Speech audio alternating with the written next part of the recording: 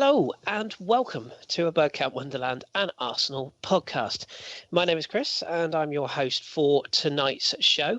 We've got a packed podcast as ever, so let's crack straight on with my guests this evening. First up, since 1994, he's graced some of the biggest stages around the world, entertaining thousands, introducing Bowling for Soup bass player Kris. Oh wait, no, sorry, it's not. It's Danny the GFP. Hello, Danny. I said to him, "Oh, if you're an Arsenal, that's Matey Boy." I don't know the band, but Anna quite likes them. And he said, so she's put a picture up of me on Twitter and with a picture of this bloke. What's his name? Chris Burney of Bowling for Soup. Yeah, and so they said, "Look, twins." And then he replied back, and he said, "I thought it was funny." And I said, "Oh, well, if you're a football fan, maybe you can come on." And he sent a picture of him saying, "I'm one of these scumbags." It's him wearing a Chelsea top. We went, "Oh, never mind then." we'll move on then. Yeah. Nevertheless, hello to Chris and hello to you, Danny. I trust you are well. I am very well, thank you very much. How are you? Good. I'm all good, mate. I'm brain is fried with work, but other than that, I'm all gravy. I'm still giddy from seeing Billy Connolly live for the third time ever, and probably the last. He was brilliant. Yeah, but the Peterborough Arena is a hole. Showing his age now, and he bless him. Oh, he's still brilliant though. Anyway, let's move on. Right, next up's the silky smooth tones and always a gentleman, and he writes some bloody good blogs as well. It's the ABW Jedi who brings balance to the Force. It's David, Mr. Goonaholic. Good evening, David. Good evening, Kris. I've never been called a Jedi before. There's a first for everything. Does this mean I've got to get a lightsaber for Christmas? Danny, podcast funds, how are we looking? It depends how good you've been this year, David. How have you been a good boy? We're in trouble then. No lightsaber for you. It's always good. Not to worry. Good to be back on again. Thanks for inviting me. Pleasure as always. And speaking of pleasures, our third and final guest, because unfortunately Mr. Fife was unable to join us this evening. Well, not really sure why. Work. Fifing it up somewhere. I wrote him such a good intro as well. I'm gutted. I'm going to save that for another time. I was going to say, just pretend he's here. But as I say, I can't introduce someone who's not here. Hello, boys. But who I will introduce is our very special guest for this evening. Friend of ABW. He stands 6'4". He's got hands like shovels, and he's a very handsome chap to boot. Capped 16 times by Sweden. It's our coffee-loving Swedish friend, former Arsenal goalkeeper. It's Rami Shaaban. Good evening, Rami. Good evening, guys. Always a pleasure. And very, very pleased to have you back. How is the coffee? Have you found any new coffees that you've started to enjoy? We like a coffee update. No, I'm so boring, actually. When I start to like one kind, I'm normally buying it all the time. So it's like the petrol station or gas station. You always go to the same pump. So I'm a man of habits. That sounds a lot like our very own Danny, doesn't it, Danny? Yeah, it certainly does. But you forgot Rami's claim to fame. He won an award last season, didn't he? He did, yes. ABW Guest of the Year, if I'm not mistaken. Celebrity or ex-footballer Guest of the Year. He was the only one on the list, but he still won it by a 100% clear margin from anyone else. How did you feel about winning that, Rami? Oh, an amazing win. So the highlight of your career. Of course it was. Sold the Premier League title. That was the one he wanted. And so far this season, you're going to win it again, back to back. Oh dear. Right. Okay. We'll crack on with the show then, and we're going to start just by paying a tribute. Really, we didn't really feel that we could go without mentioning this evening. As our regular listeners will probably be aware, and of course football fans around the world, there was a tragedy basically that occurred this week with the death of a lot of people on board a flight in Colombia, and of course it was very widely reported the Chapecoense team were devastated by the crash. For those people who may not know, the flight that was carrying the team, journalists as well as cabin crew, across to a Sudamericana final, which was due to be played with Atlético Nacional. The plane came down and carrying 72 passengers and 9 crew members in total.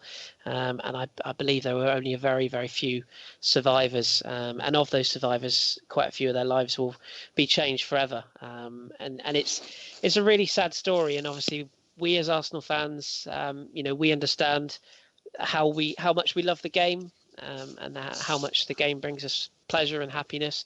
So I think at this time it's only sort of appropriate that we dedicate this week's episode to the family and friends and loved ones. We of course have a Brazilian at our club who's been very much affected. If you saw the video that's posted today by Arsenal.com, so we just want to start the show this week by giving a little tip of the hat to everyone involved. And naturally, we send our condolences and thoughts to anyone that could have been affected by this, whether it be literally or figuratively. So, Danny, is there anything you wanna say at this point? I have a few facts about the team, if it's of interest to you. Yeah, I've never heard of them because they're quite a new team. I mean, I'm a fan of Brazilian football, have been since Football Manager. They first added it in the late 90s. And I'm a Corinthians fan. And so ever since we bought Silvinho, I've been a fan of even more into Brazilian football. There's a mate of mine who, FH Fire, he's a Brazilian, lives in Brazil. He's an Arsenal and Corinthians fan. So we talk quite a bit. But the story of this team is amazing. But only formed in, was it 1973? Yeah, they were formed in 1973. They came through Brazil's tier system. They were in the fourth tier as early as 2009. As you say, they're traveling to a final of the equivalent of South America's UEFA Cup. And they were dubbed the Brazilian Leicester, actually, by their manager, Caio Jr., who was sadly lost in the crash. And they just secured the highest finish in Brazil's top flight. And the bit that really got me, the sort of heartbreaking part of it, was their coach, the aforementioned Caio Jr., said that he would die a happy man if Chape made the Sudamericano final, which is their equivalent of the Europa League final. Yeah, and he said that just days before this happened. So I mean, they were only in Division 4, like you said, in 2009, and then in 2013, their first season in Division 2, they got promotion, finishing runners up, and then, like you said, 15th, then 14th, and currently I think they're about 7th or 8th. But there's a thing going around. The Brazilian clubs have said they want them to be excluded from relegation for the next 3 seasons. The team they were going to play in the final have said they'd like the trophy to be awarded to that team without playing the final.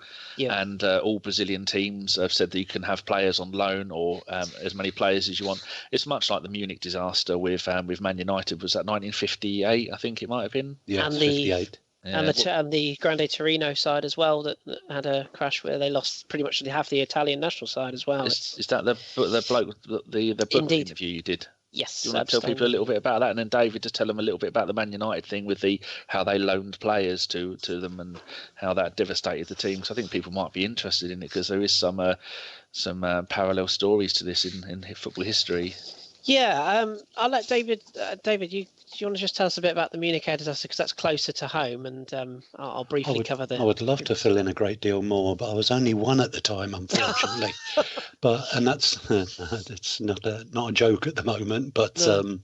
I'd have read stories afterwards that they were loaned players. Of course, they went on to from memory, the cup final against Aston Villa that year, and gradually Matt Busby rebuilt the club, but he had something of a basis around which to rebuild. He had those excellent young players that were there, many of whom didn't travel, but who developed into first team players in the early 60s. Now, I don't know if Chapecoense have got that same degree of depth to call on now, so I'm completely in the dark about that, but it has been done. If that's of any sort of comfort to them at the moment, the club isn't at an end, hopefully. Yeah, here's hoping. A similar thing with the Torino flight that killed the majority of those. As 22, I think it's 25, 20, something like that. 20 odd passengers that were killed. It was a crash. I think it was 1949. I think it was. I'd have to look it up, but they their flight was crashed, and as I say, it killed off. I think it was 10 Italian internationals at the time, and taking with them a massive chunk of Italian football history, and that's remembered as well. So the parallels are very similar. Rami, is there anything you'd like to say? Just obviously as a former professional footballer, you would have had teammates close to who may have suffered personal tragedy and whatnot. It must be really tough for those players and that club at the moment. Yeah, of course it is, and it's so hard to hear those stories and the way it went down. If it's right that they didn't have enough petrol in the plane, is just so awful. I mean, it shouldn't happen, and it's just a sad day. And but the thing is, like, you get united when these things happen, and it seems like the Brazilian Federation, with the 3 year they are guaranteed to be, I mean, that shows humanity as well. I mean, everybody's behind them and trying to support them, and that makes football more, everything is beyond when it comes to money and everything, and that's the good side out of it. Yeah, absolutely, well said. And also, Chris, I just vaguely remembered another thing. It happened to the 1993 Zambian national team going to a World Cup qualifier. Of course, all 25 passengers and crew passed. We don't want to make this a sad podcast, but they should also be remembered, because that was quite a decent Zambian team. And I remember hearing about them, so I just looked it up on Wikipedia. Yeah, that was another terrible incident. I think the thing I can say on behalf of, as I say, ourselves and on the podcast, and I'm sure everyone listening to this, as I say, we wish our best, and we hope that they can rebuild from this and come out the other side. And to all the clubs that have offered to help with players, and I think all of Serie A offered, the whole body offered players, and I think PSG are going to make a very. That's the Brazilian League Serie A, not the Italian Serie A. No, the Italian Serie A have offered. Yeah, they've offered a lot of loan players as well. So, and there's talk that the PSG owners are going to provide a substantial amount of money as well. Wasn't that 40 million euros they were offering to give? I believe so, yeah. That's what LBC said. Yeah, it is. Because Italian football does have a lot of Brazilian players, don't they, as do Portugal. So many places do now. There are so many people. But as I say, we didn't want to scoot over it, and we don't want to end on a sad note. So we'll leave that there. But our thoughts go out to those. Puts everything in perspective, doesn't it? Here we are all moaning about losing in the League Cup to Southampton. Yeah, absolutely. Things like this are also going on at the same time. There is more to life than football, but we are here to talk about football this evening, so we'll move it along. Danny, let's start with some we're calling it Loan Watch Light this week, because there's one particular player that has caught the attention of the loan system today. It's I don't know what is going on with Super Dan Crowley, future England legend. He was at Barnsley last season and they were in League One. He played in the league games, played 11, didn't score any goals. Then they cancelled the loan and sent him back, and I think that it was the excuse that he was too good for them. Is that what was the gist of it, David? That's one of the stories that came out afterwards. There was another one that said the manager didn't really want him to come back and Arsenal had recalled him, but I think that's kind of been discredited as well. But let's leave aside the rumours that came out of that one and perhaps move on to the fresh news. Yeah, he's on loan at Oxford United, which I think is a crazy move, considering he's such a talented young player. And nothing against Oxford United. A couple of years ago, they were in the conference. They've worked their way up to League One. This season, he's played 5 league goals, scored 2 goals, played 5 league games, scored 2 goals, and in the Cups, 4-1. So that's 3 goals in 9 games. They've cancelled his loan. They've sent him back. I mean, when he first went there, if you remember listening back to the early podcast this season, I was saying that he's part of their under-21 development squad. And I was getting annoyed because you don't send a player like that out on loan. I mean, what is he? He's 19 years old. And send him out on loan to be a development player in a League One team. That's utterly pointless as far as I was concerned. And now the manager has sent him back today. And he said, the gist of it was, I don't care if Arsenal don't like it. I mean, that's a tweet that I read. I don't know if it's a direct quote, but David, what else? It's not quite a direct quote, but it's as near as damn it. But they have been negotiating with Arsenal over the last 2 or 3 weeks, because the loan itself is up until December the 30th. No, it's a season-long loan, sorry. So, of course, Oxford have a commitment to pay an amount of money to Crowley, and they wanted to negotiate with Arsenal because obviously Oxford don't have a lot of money. And if they don't want the player, they don't want to pay him. So there have been negotiations going on for the last 3 weeks, which kind of throws a little bit of light on, again, how desperate they are to get rid of him. But there is a financial element to it. Well, Arsenal should just say we'll pay his wages and let him stay there. I mean, Oxford are only 14th in League One. I don't think they want to keep him. That's the problem. No, there's a bit more to this than meets the eye from what I can gather. Yes. There was one particular quote from Michael Atherton, which is the following: "The one thing we are and will always be is very professional. Nothing and nobody will get in the way of that, what we're trying to do from a team culture and ethos point of view." talking to somebody I know who lives in the area, so it's not an official source, but just from what he hears, there were some incidents, shall we say, of a Jack Grealish-esque sort of standpoint, in that I think young Mr. Crowley might like a few beers here and there, and allegedly, exactly. So yeah, I think maybe the lad needs to have a little look at, maybe he could have prevented this from occurring, but again, it's all rumour and speculation, but something's not gone well there. So yeah, we actually have someone with us tonight who was an Arsenal player and was sent out on loan to West Ham United. Is there anything about loans that we don't know, Rami? I don't know. It's so individual. I mean, when I went on loan to West Ham, I went there to get some games. Alan Pardew was the manager at the time, and I felt it was a good thing to go. But it's all about like luck as well, because the day I came to West Ham, they had a game, and the goalie, because it was when I think it was David James who wouldn't. They sold him, and then the other goalkeeper, Alan Pardew, told me I will give him this game and see how it goes. And he did a pretty good game that game. And he said, no, I can't like let him be not playing. So I got stuck on the bench. And it's so difficult. I mean, to go on loan, you need to get the games. That's why you go on loan. Mm-hmm. And for me, it was pretty hard. I mean, I went... The good part was it was a team in London, so it didn't. You didn't need to do so much. You could stay in your same flat and still go to West Ham. But it's all about, like, if I would have taken that first game, then I would have played maybe 5-6 games, and it would have been much easier for the boss to see. Because that was the problem. The boss didn't know, because he haven't seen me after my injuries. And it like killed my confidence. I mean, I went to West Ham in Championship and didn't get any games. So I came back with lower confidence than I had before I went on loan.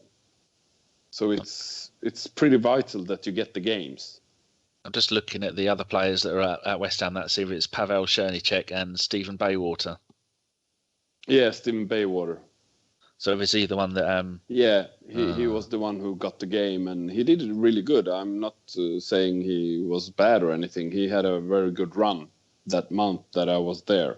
But to going from the bench at Arsenal to go to the bench at West Ham, I played a few reserve games, but my confidence was like so low when I realized I'm not getting any games. Then you were recalled because Stuart Taylor got injured, and then you were there for the whole of the Invincibles season. Yeah, so that exactly. Must have been fun. Much more happy memories. It was amazing time. I mean, but at the same time, like I said in the previous podcast, it was the best time, but at the same time, a very difficult time for me, because Jens Lehmann played all the games. He didn't miss a single game that season. So I never got the chance to prove myself. And that was what the boss said to me a few months before my contract ended. Like, I'm sorry, but I would love to see you play before I make a decision. And obviously Jens played all the games. If you ever fancy a game in Sunday League in the UK, Rami, you just give me a shout. I've got a team. Thank you very much. Can't pay you like us. Yeah, on the bench. He actually owns his own team, Rami. Does he? Yeah. Very low level, Rami, it has to be said. Yeah, but still, it's on your CV. You own the team. That's true. That's very true. Yeah. Very true. I enjoy it. I do. Yeah. Danny, what else has been going on? That's kind of our lone watch. How are the under-23s and under-18s getting on? Well, the under-23s had a magnificent result. We were at home. We beat Leicester City 3-0. Eddie Nikita, the one who I've been bleating on about for the last few years, scored a hat-trick. Absolutely fantastic. And I'm just looking at the team that played. The only one of any note is Zelalem. Mana. No. And someone was asking about Dragomir, and he played there as well, played at number 9. So I thought he was a midfielder. So maybe that they was playing. I don't think shirt numbers mean too much when you're playing nowadays. It's just whatever number you fancy wearing. So then, in the league at the moment with the under-23s, we're not doing too bad. We've actually been on a bit of a run. Do you remember the beginning of the season? I think we'd played, we'd won 1 and lost 3 or 4. But now it's 5, won 5, drawn 1, lost 5, and we're 4th. Which is fantastic. So well done, people. And so never know, get Dan Crowley back, and that'll push us up the table. The under-18s, the most recent game is we drew 1-1 with away at Aston Villa, and it doesn't say it on the Arsenal website because the Arsenal website is rubbish. But it is an equaliser from Donnell Mallon, who is another really, really good young forward, and someone else to keep an eye on. And Callum Willock played in that game, and there's no one else there that we regularly talk about. And so in the under-18s league, we're doing really, really well. Where is the league table? I was looking at the wrong one. Oh, we're down at 5th. We've had a bit of a bad run of late. We've only won 1 in our last 5. Here I am saying we've done really, really well. We haven't. We were top of the league for ages, but Chelsea are running the way with that league because they've just bought every youth player in the entire history of football. So shall I move on to the injuries? Yes, I'm particularly intrigued by the Sonogo injuries as well as the obvious ones. Do tell. Sonogo. There's we can't allude to what they were tweeting about, but it is the same kind of problem that Vermaelen, he was out for a little while, and there's been rumours that Jack was out for an entire year for the same reason. and Tommy Rosicki and we don't know. Debuchy, so sad. He was been out for so long. He got injured in November last year, I think it was. Been out for a year, comes back, plays 15 minutes, goes off injured again. We'll talk about that when we talk about the game. But there's no. And I saw an interview with Wenger, and they said to him, as Debuchy said, anything about it, and he says, he said it was bad. So that's just so because he's such a great right back, and when he's fit, he could be a right back for almost any Premier League team. He's that. Well, I rate him that much. But anyway, unknown. He's got hamstring injury. God knows when that's going to be. Dom is probably shouting and now at his Apple-based device how long he'll be out for. But then Giroud, I didn't even know Giroud was injured, but apparently David was saying that, and you said that at the end of the Bournemouth game when they were celebrating, he pulled something, a groin strain. He's a couple of weeks. Bellerin, only a couple of weeks, ankle. Cazorla, do you want to tell people about Cazorla, Kris? Because here it says Achilles. He's only out for another 4 weeks maximum. Well, it's announced today.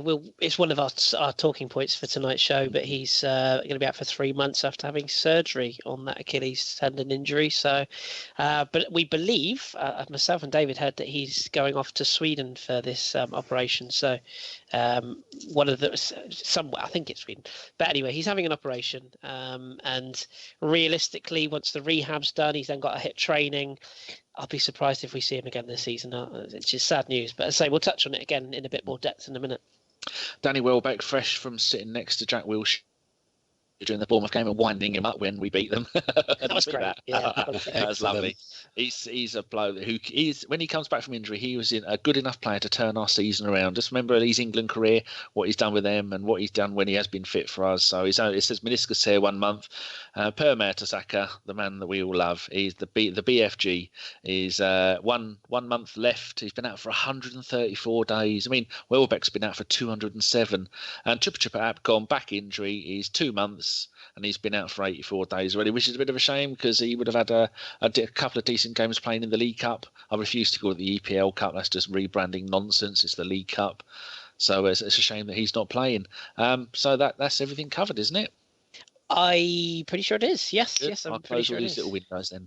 Splendid. Thank you very much. Okay, right. Let's nail into some Arsenal action. Then we'll start with all the way back to last Sunday. Feels like an age away now, but Arsenal 3, Bournemouth 1. And let's get Rami's take first of all on this victory. Rami, were you impressed watching that game? Kind of. I mean, we look solid, and the wins are the wins. I mean, but still, I miss a killer up front. I have been saying that every time. I want someone like Lewandowski that I'm really missing in this team. But saying that, I think scoring 3 is good enough for me. Yeah, I think it's like you say, it's something didn't feel like we just didn't have it all. David, do you concur? Were you there? Did you get to see this game live? Yes, I was there, thankfully. Eventually. British Rail did, or the modern equivalent of British Rail tried to stop me getting there, but having circumnavigated the southeast of England, I did finally make it in time for kickoff. Good. And how did you feel? Because the atmosphere seemed to be strained at times, particularly at 1-1. We'll touch on the goals and the incidents in a second. But did you come away from the game thinking, right, we're back on track, or was there still a little bit of a sort of sticky period you felt we'd have to go through? No, if you've ever seen the story about the curate's egg, it was definitely good in parts, but it stank the place out in others. It was a bright start. Both sides obviously decided to make it an open game. Nobody was particularly sitting back and letting the other come on and trying to hit them on the break. It was full on stuff, and we got the early advantage, of course, when the skipper made that horrendous back pass after the goalkeeper had put him in a bit of a spot at right back. And Alexis, you don't give the ball to him in front of just the goalkeeper to beat on the edge of the box. It was a simple start. And then the game kind of turned. There were a couple of penalty appeals that followed that. One when Alexis went down. Now I sit on the halfway line, so my view of the two is going to seem odd. I didn't really have a clear view of the Alexis one, but I have to say I thought it looked a bit soft. And actually, television showed afterwards that he did get tripped, but he was outside the area. But we had absolutely the clearest view of the one of Wilson throwing himself into Monreal with the first half of his plunge to earth. And how on earth that got given as a penalty, I do not know. But to be fair, Bournemouth were probably worth a goal at the point. And later on, some will argue that in the second half, there was a penalty that perhaps they should have got that they didn't. But yes, at 1-1, all of a sudden, everybody had been quite relaxed in the sunshine. Now there was a little bit of tetchiness in the crowd. I can't say I noticed a great deal of discontent at half time, but it was kind of flat. You know how things go. And we needed to pull something out of the bag in the second half, and we did fairly early with Mesut Ozil, who else, out on the right-hand edge of the box. He was kind of tormenting this guy. I don't think he beat him once. If he beat him 6 times to create room to put a cross in. Nacho Monreal made it first time with just the perfect left foot ball back in for Theo to head home, and that kind of took away all of the nerves for a while. But then we allowed Bournemouth back into it again. They brought on Benik Afobe. Now, we know Benik of old, don't we? He's a wonderful player, but not the best finisher around. And so it proved again, he did get a great opportunity 6 yards out, maybe inside the 6-yard box, and hit it, thankfully, straight at Petr Cech. They had 1 or 2 other chances to score as well, but in the first minute of added on time, much to my delight, because I actually had a couple of bubble us winning 3-1. Alexis was given the opportunity by Oliver Giroud's cutback to knock in the third and kill the game. And I thought we were worth the win. I thought we were worth the 3 points. There were moments there where our football, we had our old fluidity back, but it was only moments. There are still 2 long periods in the game where we go sideways, even without any pace or venom in the game, and so it's easy for sides to roll up 2 banks of 4 in front of us. But that's something that we're working on, I'm sure. And now that they've got that win under the belt after 3 consecutive draws, ignore the next game we're going to talk about for a moment. Let's hope that's given us in the league the opportunity now to move on and build up a head of steam. Yeah, well said. And Danny, from your perspective on the game, are you do you feel like we're kind of just getting through this period, and it's a game where you looked at and you said, okay, Bournemouth at home, it should be 3 points. Yes, we didn't exactly rip up any record books during the process, but do you look at it as just it's another 3 points, we got the win, or do you look at it on the other side of things and go, there were things that weren't particularly convincing, dare I say it? I look at it as a win. That's the most important thing. As I always say, you look back in your Rothmans football yearbooks, it will go home win, beat Bournemouth 3-1. They were lucky to get their penalty. I think it was a penalty, and they were unlucky not to get 2 more penalties. Wasn't it something about the referee from this game has been demoted for a short length of time? What happened there? Yeah, he I think he gone to the Championship, I think, for. He's certainly not got a Premier League game this weekend. No. But they were very unlucky. I said they're lucky to get a penalty because they didn't really do. They never looked like they were going to beat us. I think their best player of recent games, which is the mighty Jack Wilshere. Hello, Jack, if you're listening, feel free to come on. He wasn't playing and he was busy. And like we said earlier, he was up in the stands. It's nice to see him there. He was being ribbed by Danny Welbeck, and they showed that on telly a couple of times. But yeah, they should have had another couple of penalties and. Yeah, we won. That's the most important thing. No one's going to, in 2 years' time, no one's going to go, oh, that Bournemouth game, I remember every detail about it. We won. It's 3 points. We scored 3 goals. And for the team that we put out, and that's the really important thing. I really liked seeing the Ox play on the left wing. Now, a lot of the times he did have to cut in on his right foot, but Perez made a living out of doing it like that. And I do think that Iwobi does need a little bit of competition on that left-hand side because he can't keep playing and producing not much, but then he's so young. You're allowed to do this when you're his age. You don't have to produce every game. I think there's some pressure on the Ox as well because Wenger's obviously given him a chance playing out on the left-hand side. And then I'm not sure what the formation will happen because the Ox came off and WhoScored.com never tells you who they come on and off for. It doesn't even tell you the times that they came on and off for. So it looks like Walcott... was it Gabriel come on for Debuchy? I saw that made our back 3 look a little bit wonky. Didn't like that too much because people have been talking about maybe playing 3 at the back. No, I don't think we should play 3 at the back. That's not really going to work. And then Giroud came on and got the assist, a fantastic assist for Sanchez. It's lovely for Sanchez as well. He got man of the match. He got an 8.8. He got 2 goals. And everyone was so worried about after him coming back from the international duty with coming back on one leg with the heavy strapping that he had against what was the game before that? Was it Stoke, Sunderland, something like that? No, it was. Oh God! See, we don't even remember last week's game, let alone talking about what we're going to remember this. PSG and Man United, wasn't it? Yes. Man United, PSG at home. Yeah. And so we thought, oh no, he's got injured. He's good because this big scare was that it was going to be neck. And I remember seeing David tweet about this, saying he was just off to go and watch the game. And so he played with heavy strapping when he played for Chile in the Copa, was it the Copa America qualifiers? World Cup qualifiers. World Cup. Right, because they've only just won the Copa America, haven't they? They won it back to back. God, I hope they did win it back to back. Yes, they did. Yeah. Right, So the actual formation, I like the formation. I like seeing Ox on there. Ozil was very quiet yet again. I'm not sure. I think having that fantastic game against Ludogorets where he was world class, that's the sort of stuff that will go down on his highlight of reel as one of his greatest games with the number of goals and the ways that he scored them. But since then, he's been so quiet. And considering he had 2 weeks off for the international break because Germany said we don't need you. Because the manager obviously knows what he can do. I'm a little bit worried about Ozil.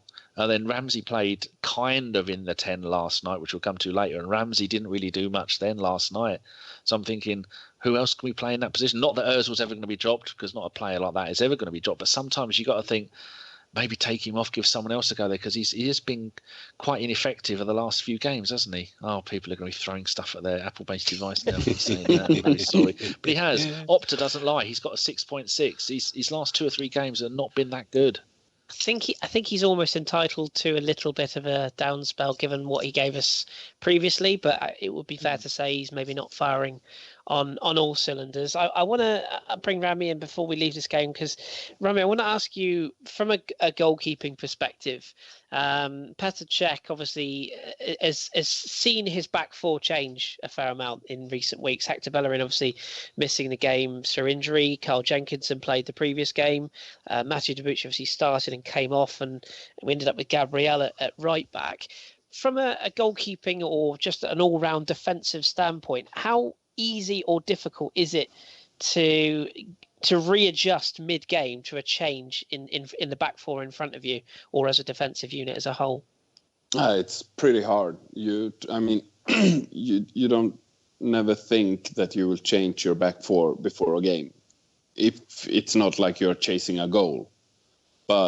And you train in the trainings before games with the back 4 that you think are going to be there, and always have to change. Not always, but like it was, it's not good. But the good thing is it's Petr Cech in goal because he's so experienced.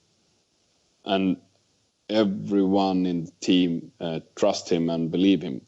So in that point of view, I think it's better. I think it would have been much more difficult if it was like Chesney or someone who was pretty young coming up, or you name it. But it's hard. I mean, you get the connection and you get like, you know exactly what you're doing, and then changing. I think we have been pretty solid in the back if you look at from the start of the season. And hopefully, if you don't have a solid back four, it's very difficult to win something. If you look at previous winners and everything, at the same time having someone who puts in the goals.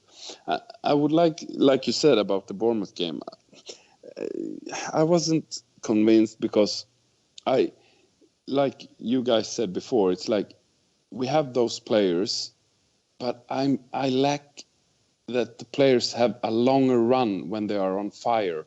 I mean, Özil has been tremendous, but more players. I mean, you need to have like, I remember when I was at the club, you had like Pires, you had Freddie, Vieira.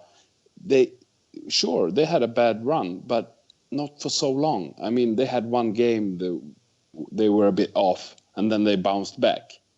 Here you can see players having a hard run for a longer period of time, and I think that's a big problem for the boss. I think that's an excellent point, because I think people have brought that up on this pod before, where they said, excuse me, people have said, why is it players cannot be at their optimum level for, like you say, a month, 6 weeks? Why is it always just sort of 2 or 3 games and then drifting away? So that's an excellent point.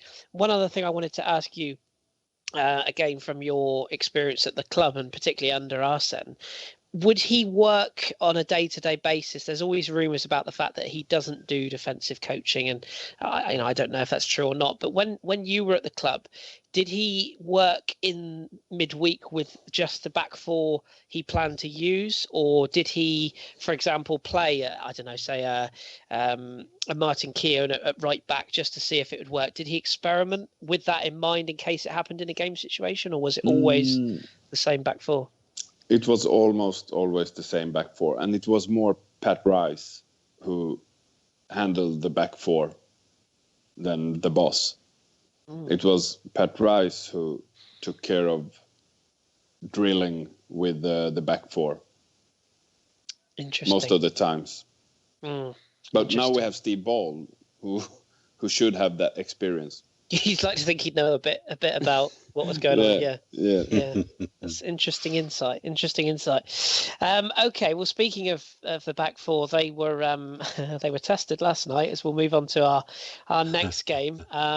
Which David, you've set yourself up with that chuckle. I know you don't want to talk about this very much, but a game that I believe you were at, unfortunately, last night. No, I wasn't, thankfully, but I did see all of it. Yeah, thank God for that. A game, luckily, you missed last night, where we exited the EFL League Cup at the quarterfinal stage. It's provoked the seemingly traditional outrage on social media from various fans, and others have been more measured in their approach to it, saying, it is the League Cup, it's not the end of the world.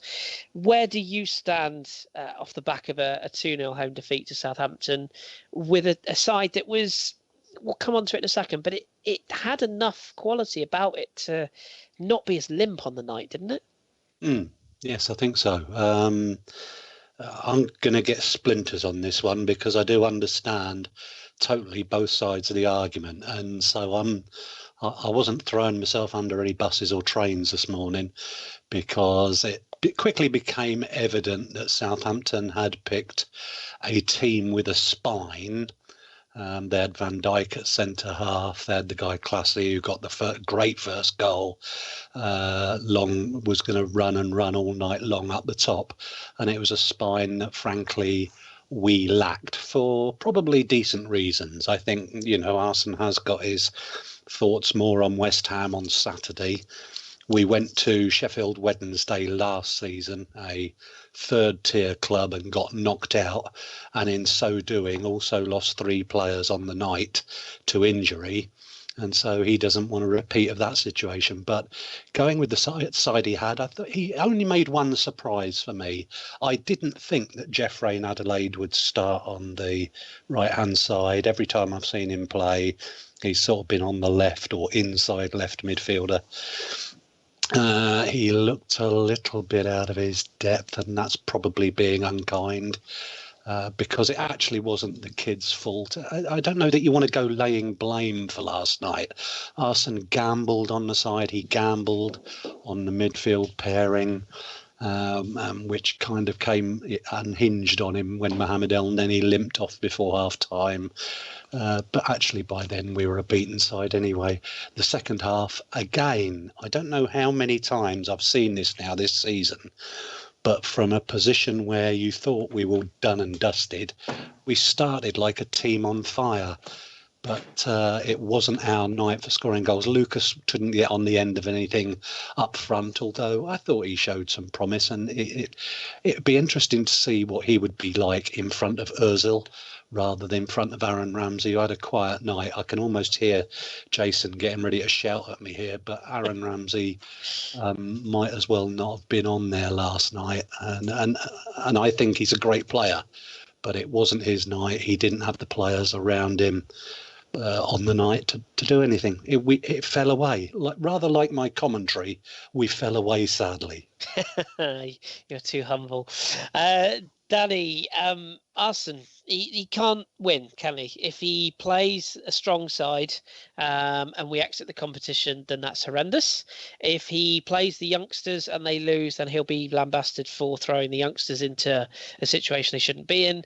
And if he mixes and matches like he did last night and we lose, people just go off on one regardless. And equally, if we'd have played stronger players and got injured, he would have been crucified. So how do you see it? Are you a little bit like me that you'd rather just see us stick with just the full set of the kids, or play a side strong enough to win the competition full stop? Well, did anybody think we were going to win this competition? No, we wouldn't mind winning the competition. And also, did anybody think we would get to the final and go, right, we're going to play our first team in the final? No, Wenger's twice been to the final, in 2007 and 2010, I think it was against Birmingham. And each time he hasn't gone and played his full-strength team because he doesn't do that. So I'll take the positives from this game, this run of games. They've had the youth players. I don't like calling them youth players because some of these are grown men, but we have to youth and reserves. They've had 3 games they've been playing with the first team, where we've played a couple of the games. I think we've played 2 of the games at home and 1 away at Reading, was it? I don't know. I can't remember. See, I can't remember anything. We won at home to Reading and we won at home to... all 3 games away at to home. Forest. Away to Forest. Oh, I knew one of them was away, yeah, because the mighty David Bentner was there. David Bentner? Nicky Bentner. Oh, I do miss him. I saw that tweet you did the other day. Oh, I do miss him. I know people give him grief, but I like him. Anyway, so we have to take the positives from it. Those players have had invaluable experience of playing with first-team players, and 2 of the games have been at home, so they've had the atmosphere. And although the Jeff didn't really do much either game, he's still young. And like you were saying, do we want to get, like last season, we got the Ox, Theo and Giroud injured in our League Cup run. We don't want that. We don't need that. The only reason Giroud played last time was because he was coming back from injury, and that's what we needed, to get players to mix with the younger players and to get some games under the belt to come back. And we don't want. We were talking on the radio show last night. Liverpool. I'm just looking at the fixtures because I don't have them in front of me. But last season, the 2 semi-finals were both in January. Now in January, we'd have to postpone 2 games if they were roughly about the same time as they were. I looked at Liverpool's fixtures last season, and we don't need that. It's okay for the likes of Liverpool that aren't playing in Europe. They're not playing in Europe, are they? Or Man United that might not be playing in Europe for much longer. It's okay for them. You can't. I did a lovely little tweet earlier, and I always say you can't send a tweet out. I mean, you always send them out. You can't send them in. I did actually send one in last night. You know that podcast you told me to listen to? I tweeted it to myself on the PC, then went and got it on the laptop and listened to it. It's very good. Oh, I followed them and given them a tweet saying you can do an entire podcast for nothing. But anyway, I'm losing track. Yeah, so I did a lovely tweet today. I said no team has ever won the Premier League, the FA Cup, the League Cup and the Champions League. So in other words, you've got to prioritise. I don't want to win the League Cup. I don't care about the Champions League. That's debatable. And if other people say, yeah, they want to win the Champions League, that's perfectly fine. No team has ever won all 4. We've got our squad that is already our horrendous November. Players are falling injured all the time. We haven't got the players to be able to fight on all 4 fronts. So for me, we prioritise the league. Look at Chelsea and Liverpool in previous seasons. seasons when they haven't been in all the cups. They have wonderful seasons, and there's no that's not a fluke that these things happen. By not being in the League Cup, we've got out of it what we wanted. Players have had a run. Fans have gone to see cheap games, although the games haven't. This game wasn't that good. Southampton have got, when you've got the likes of Forster in goal and Van Dijk and Bertrand and all these fantastic players. Forster is good enough to be a Premier League goalkeeper for almost any Premier League team. People seem to forget that not that long ago he get close to breaking the record for the most number of clean sheets in a row in the Premier League last season. Yes, 9, wasn't it? He is one hell of a goalkeeper. Plus, we've got players playing all over the place. Iwobi just kept losing the ball. And then at one point, I counted, there was 12 passes in our own half. Give the ball to Ramsey. Ramsey gave it to Iwobi. Iwobi made a run, and he got the ball taken off him straight away. They come down the other end and attacked. The first goal could be seen as a bit unlucky. Maybe the second goal could be seen as a bit unlucky, but we didn't create many chances. We didn't take many chances. And Mr. Davis, I know you're listening. Hello, you cheeky monkey. Don't smile at me like that. We like Ramsey more because he's Welsh. Just think of the grief that bloke would get if he was English. Look at the grief Jack Wilshere has had because people expect so much more of him because he's English. We like Ramsey more. I like him more because he's Welsh. So when people, like David says, that he didn't play very well, and did you say something like it wouldn't have made? No, I can't remember how you put it. How did you put it about his game last night, David? I think he was basically invisible, but I think that was a lot to do with the players around him as well. Yeah. Like Ozil before him in recent weeks, not a lot of service. Yeah, so that's not anything because of Davis always Jason always likes to defend Mr. Ramsey. I think it's partly because he's one of his own Welshmen, but yeah, I sometimes think twice before I say anything negative about Ramsey because I don't want Jason to start crying or find out where I live and kill me. So we got what we wanted out of it. We don't want to play 2 games in January, do we?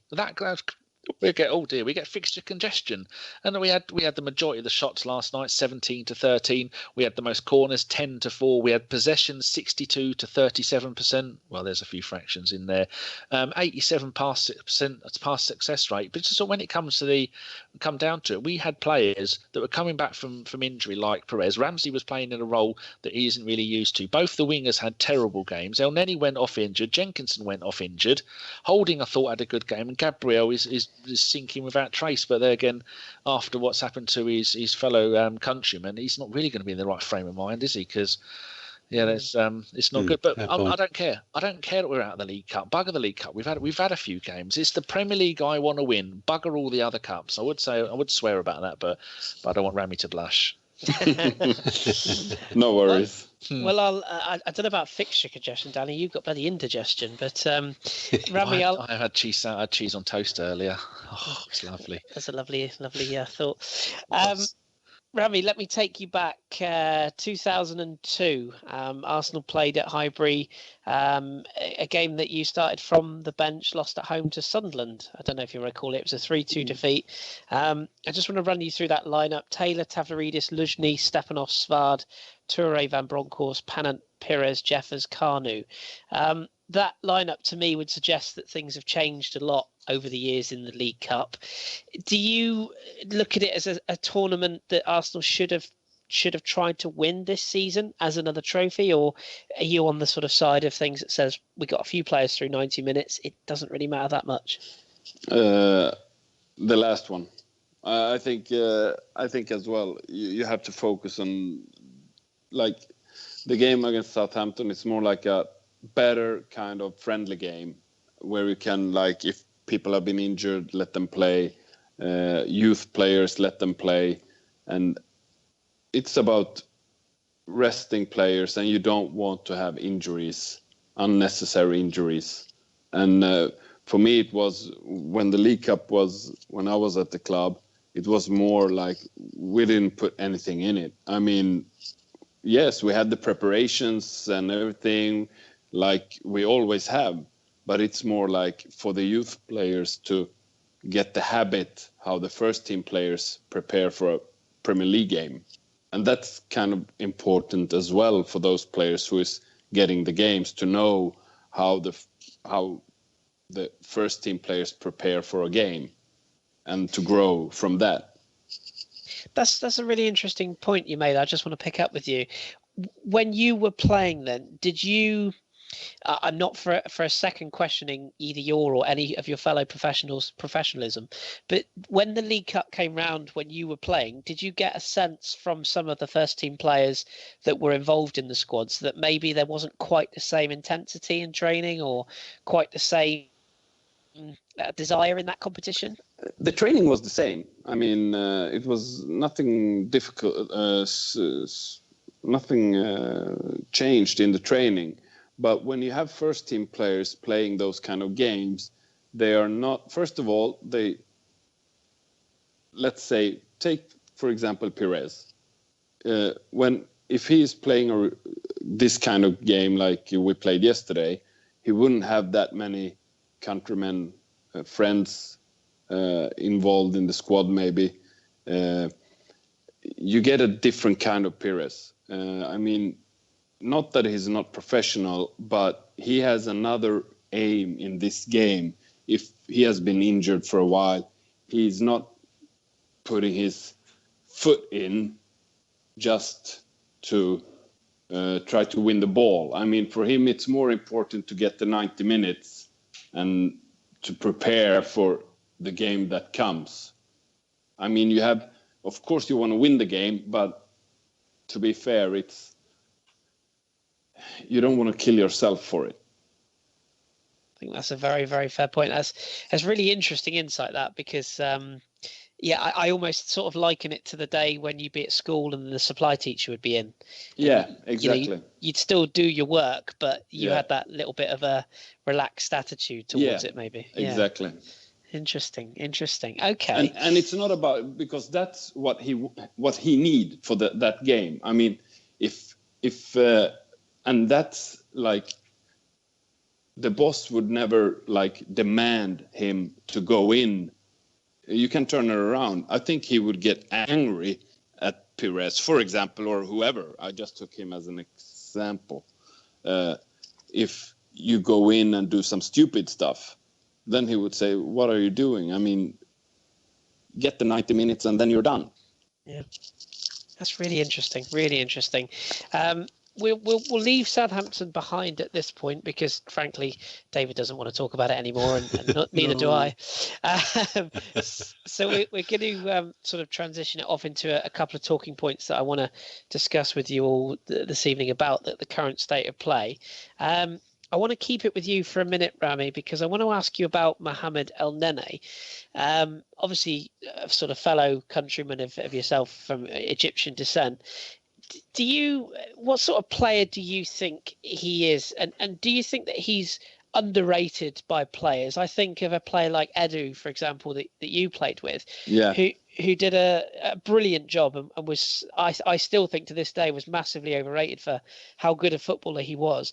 Do you think Mohamed El Nene is in danger of becoming a player who people think's quote unquote just passes sideways and just runs around a lot? Because I see a lot more in him, and I don't really understand why people are being so critical. Do you agree with that? Yeah, I agree with you 100%. I think when I see him play, I actually, like you said, I'm half Egyptian, so I look a little bit extra. Even when he doesn't have the ball, I look at what he covers and how important he is for the team. Like he puts himself not in the first room, the second room, if you understand what I mean. I don't know if you can say that. He's not that kind of player. I mean, he's such a team player, and he works so hard. You can see that he makes those runs that it's not always, you don't want to take the runs, but he do them. And Edu was the same. I mean, I don't know El Nene personally, but Edu was a fantastic person. And that sometimes maybe that's not a benefit. It's a disadvantage that you're maybe too nice or because you don't put pressure on the boss or whatever.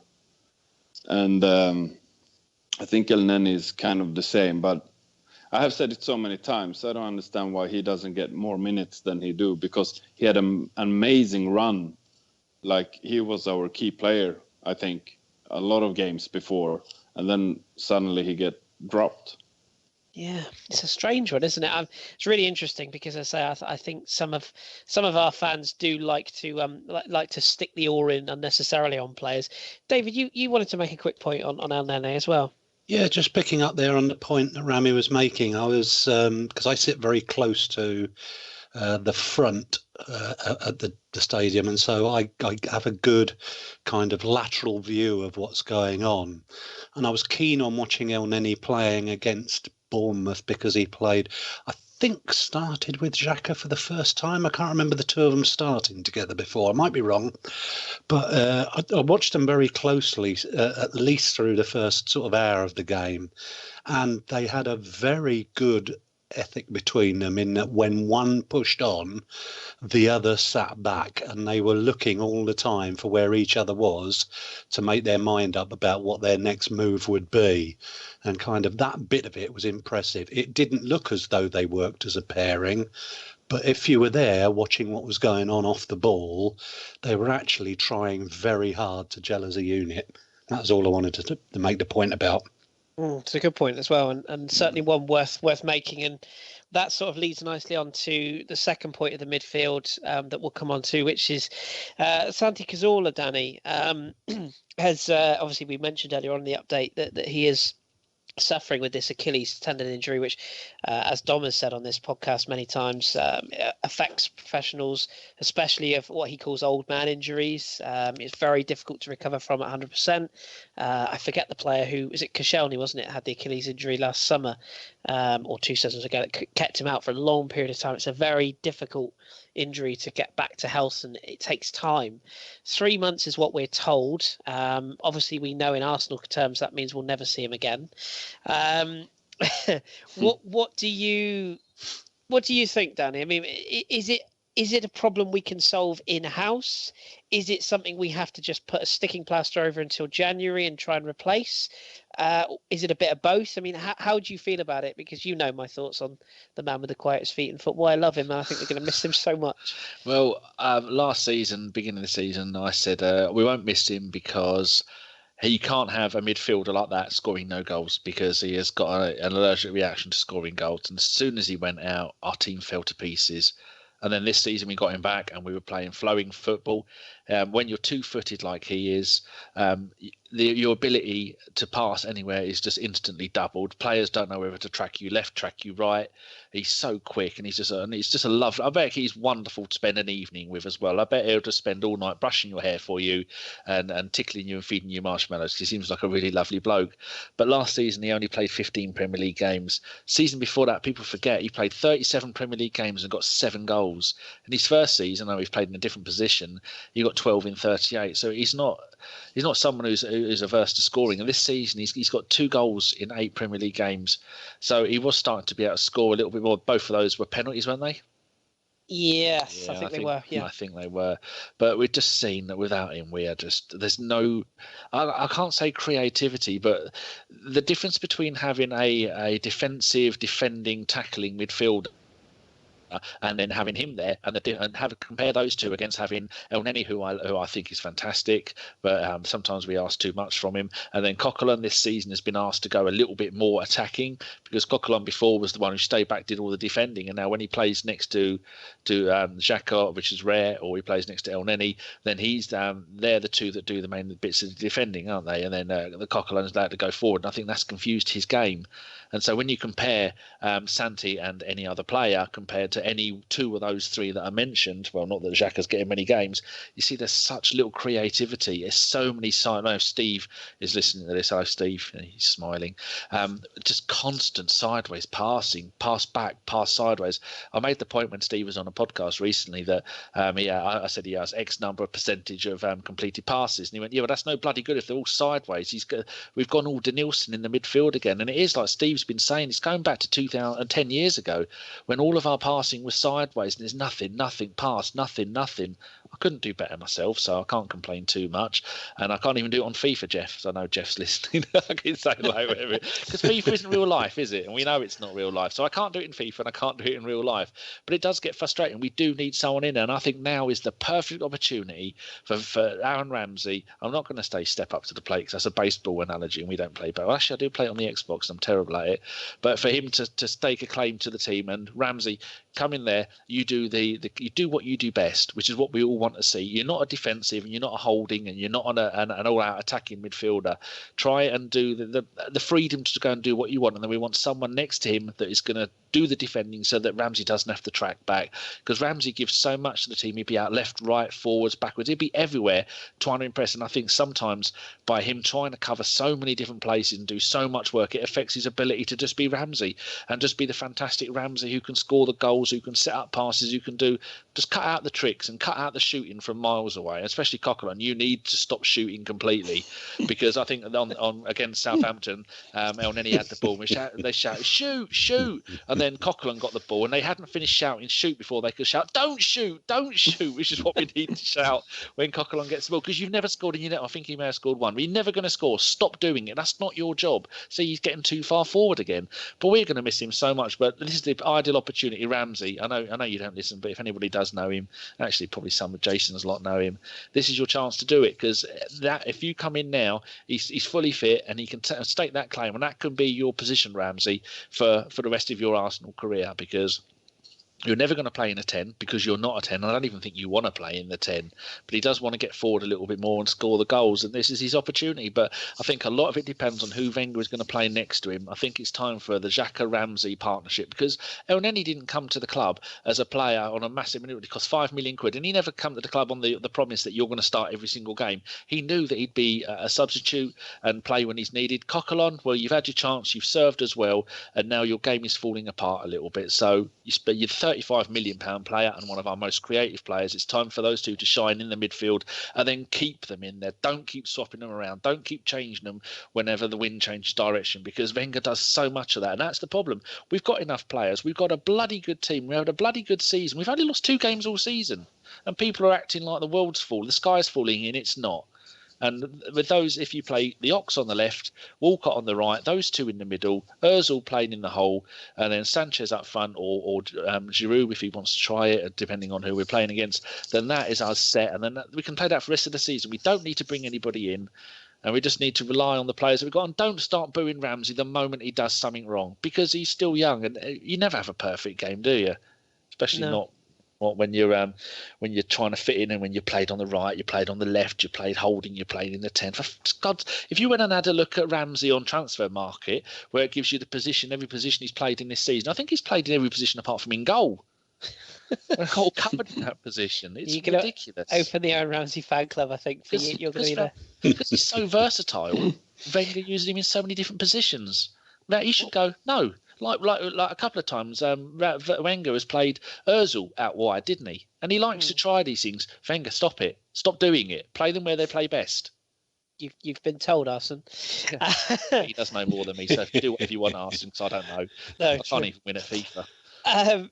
Rami, when you were playing, obviously, the side, whether you were part of the side or whether you were sat watching the games, during the successful years of the 2002 season, etc., when we had the likes of Bobby Pires, Freddie Ljungberg, the goals from midfield, but equally Petit and Vieira were crucial to that lineup and that success. How do you feel the modern day Arsenal can compensate for a loss of Santi Cazorla's, the player of his level? Because I really think the Invincibles could have been so different had we have lost one of those key players back in that day.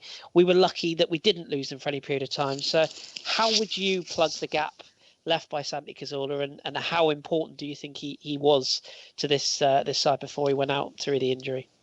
I think it's like you said. I think Ramsey have all the ability to take that spot, but it's up to him to grab it. I mean, and the question is, can he do it?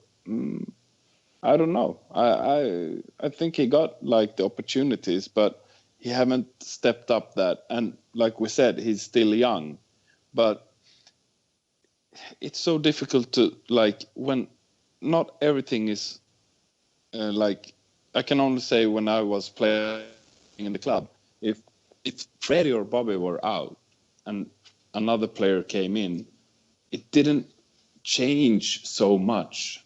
I mean, because we had the backbone, we had the stability in the team. So it didn't make such a big difference for a few games. And then they came back. So, like, if you look at those seasons when I was at the club, it was Freddie and Bobby, it was Patrick, Gilberto, and you didn't change that much. The boss didn't have the same headaches like he must have today. I mean, players in, players out.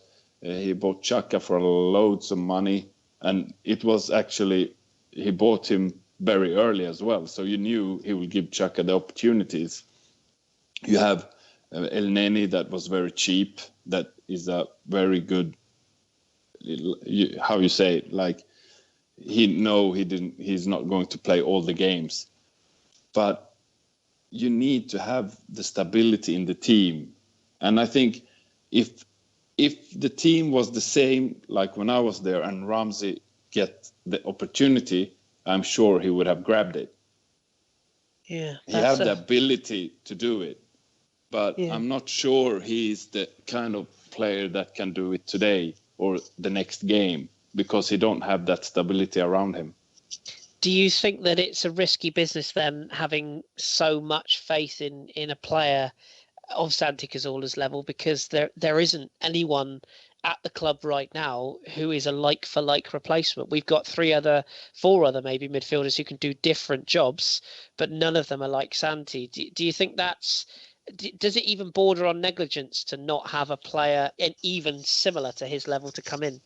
Yeah, but it's very difficult to find someone.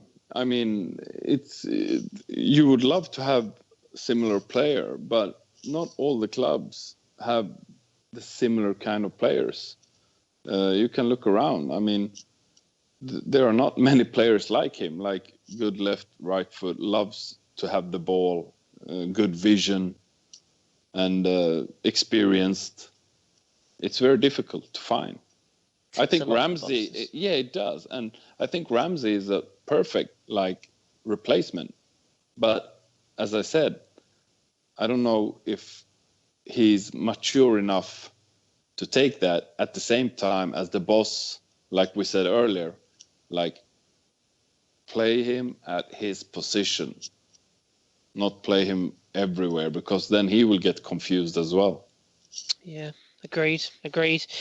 Before we draw a line under this this particular question, I just want 2 player names from all 3 of you as to who you would play in those. Assuming we stick to 4-2-3-1, who would be your 2 against West Ham, and who would be your 2 of preference? So, Danny, would I be right in saying yours is Xhaka and Ramsey, I presume? Yes, indeedy. Okay, David. I'm going to go with Coughlin and Ramsey because we're away from home. And despite what has been said about Coughlin tonight, he has a set of abilities that will be important to us on Saturday, particularly if you have Andy Carroll making his one appearance of the season. We will need to cut out the balls coming in from the flanks.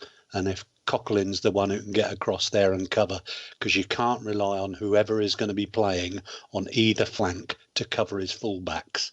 So we have to throttle the supply so that Carroll is what he is. He's just plodding around like a donkey all afternoon.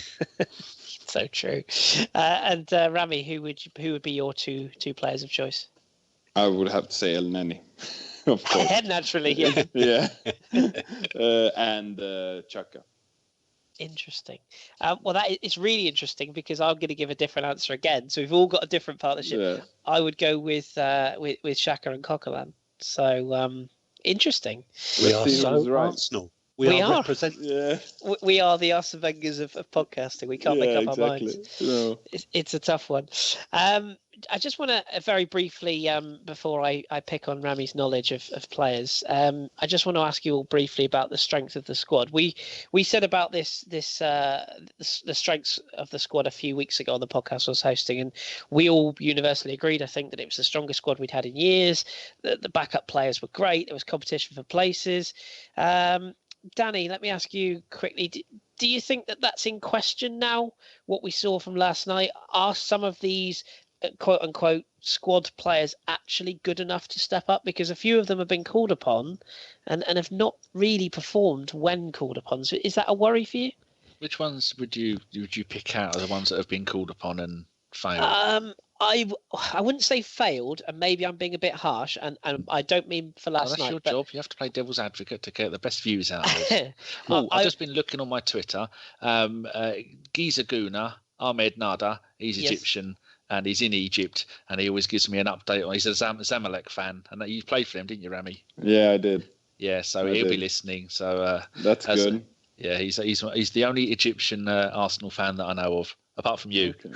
Good times. No, the players. Does that mean you couldn't think of an answer to the question, Danny? No, I've just been looking for the last couple of minutes. I got him mixed up with Issa because Issa's in the Middle East. And he's another gooner. But the players I would question. I think it's universally agreed that Lucas Perez is a player not ready for regular first team action right now, and it's nothing to do with last night because I appreciate he's coming back. What position you want to play him?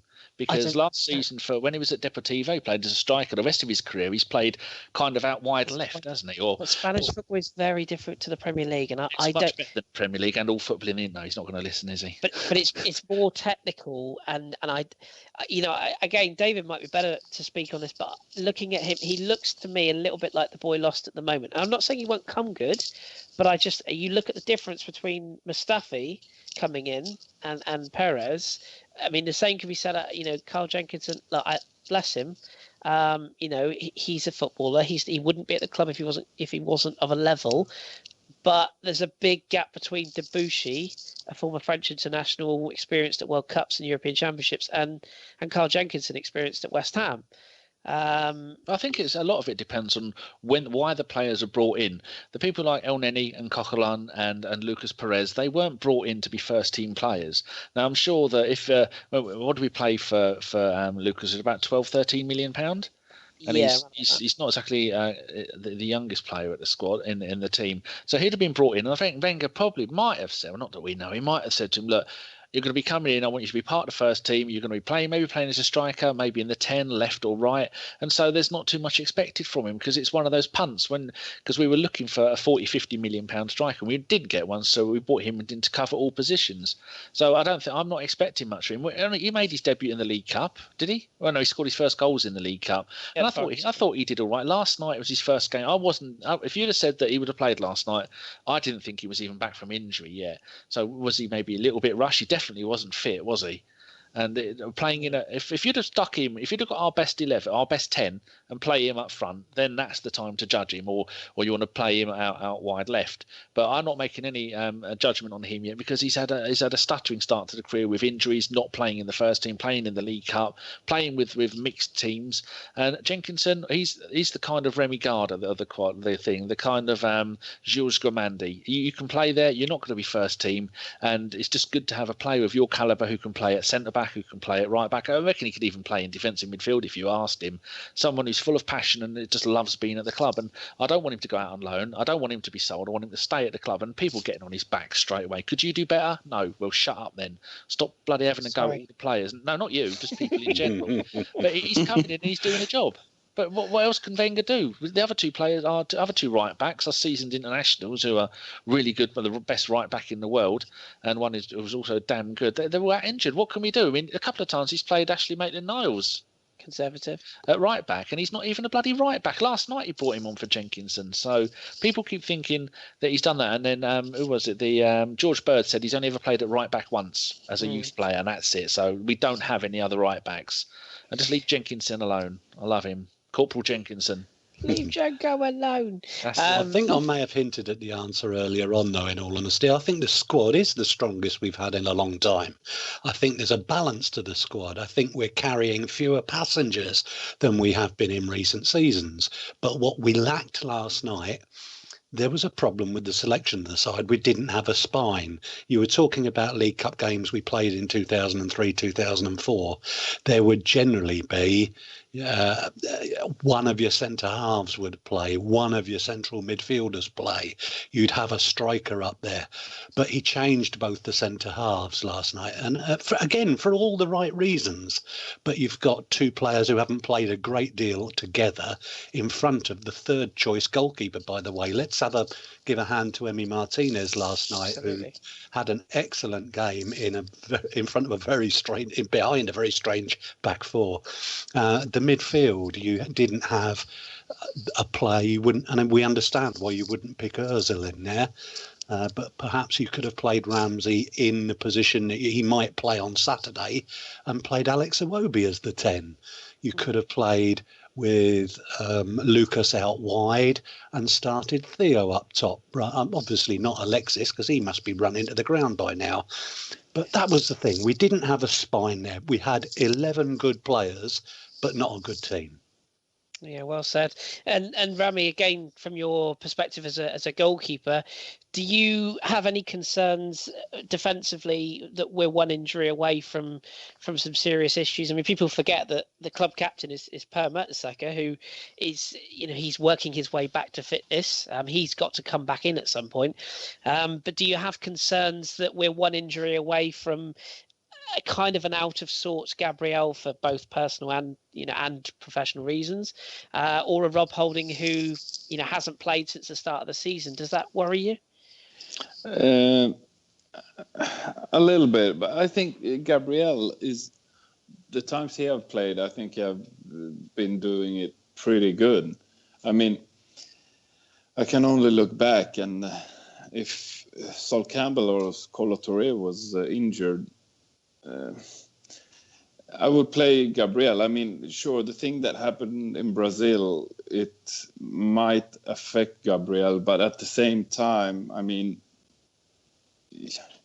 maybe it's good that he had the football. I mean, maybe I think that could push him forward more.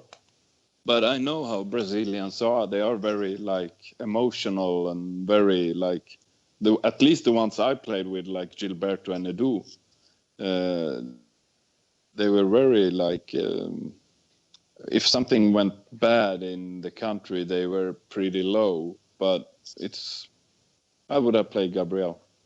Yeah. He does get unfairly criticised. I think the language issue, I think some fans have picked up on, and some people are saying, "Oh, it's lazy. He hasn't learned the language," and some people just take longer than others to adjust. And he worries me, but I still think there's a player there if we can find it. But let's hope it doesn't come to that, because I like the two that we've got in situ, to be honest. But I agree.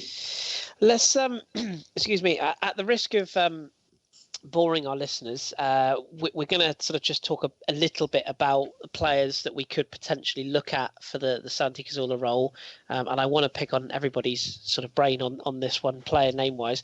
But just before I do, I want to indulge myself briefly, Rami, and I just want to ask you a couple of Swedish players that are sort of up and coming, and just, if you have a view, what is it, very briefly? The first one I want to pick on is Emil Forsberg, who's playing at Red Bull Leipzig. 5 goals and 7 assists already in the Bundesliga for the team, surprising everyone. Is he a talent that you think could be Premier League bound one day? I think so, actually. He has the ability. He's in amazing form at the moment. I think he has the most assists. He has been in kickers 4 times this season, most of all players in Bundesliga midfield. He has done really well, actually. The national team games he have played, he haven't stepped up at the same level as in the Bundesliga. But I think he have the ability to be a Premier League player. Good shout. And same with Victor Lindelof, who's been linked with Manchester United, a player I think Arsenal have briefly looked at, the centre-back for Benfica, who's kind of known as the next big Swedish centre-back, or the next big sort of player, Swedish centre-back to come out of the country, as it were, and have success in Europe. Is he another one that maybe Arsenal should have a look at? Yeah, I think so. I think he would fit pretty well in. I mean, he has in Benfica, he have learned a lot. When it comes to handle the ball with his feet, a lot of Swedish center backs is not as good with their feet and calm with the ball like he is.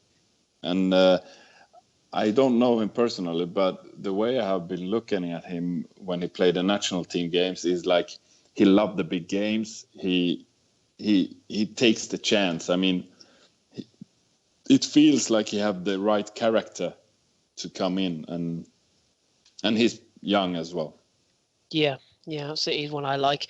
There's a young right back who's making some very great strides, and obviously Arsenal might be in the market for a right back depending on what happens with Debussy.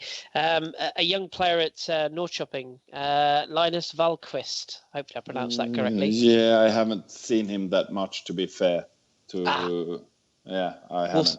We'll skip that one then. Yeah, I will look at him the season that comes. But, 20 years of age. So the only other two very quickly I wanted to pick on, I'll group them together. Oscar Lewicki, who's dubbed the new Stefan Schwarz. That'll make Danny smile.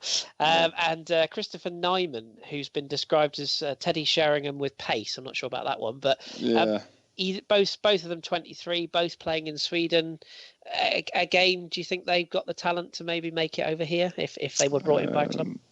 I don't think a club like Arsenal. No, I don't think so. Maybe another club in the lower parts, but I don't think they have the quality to a club like Arsenal, to be fair.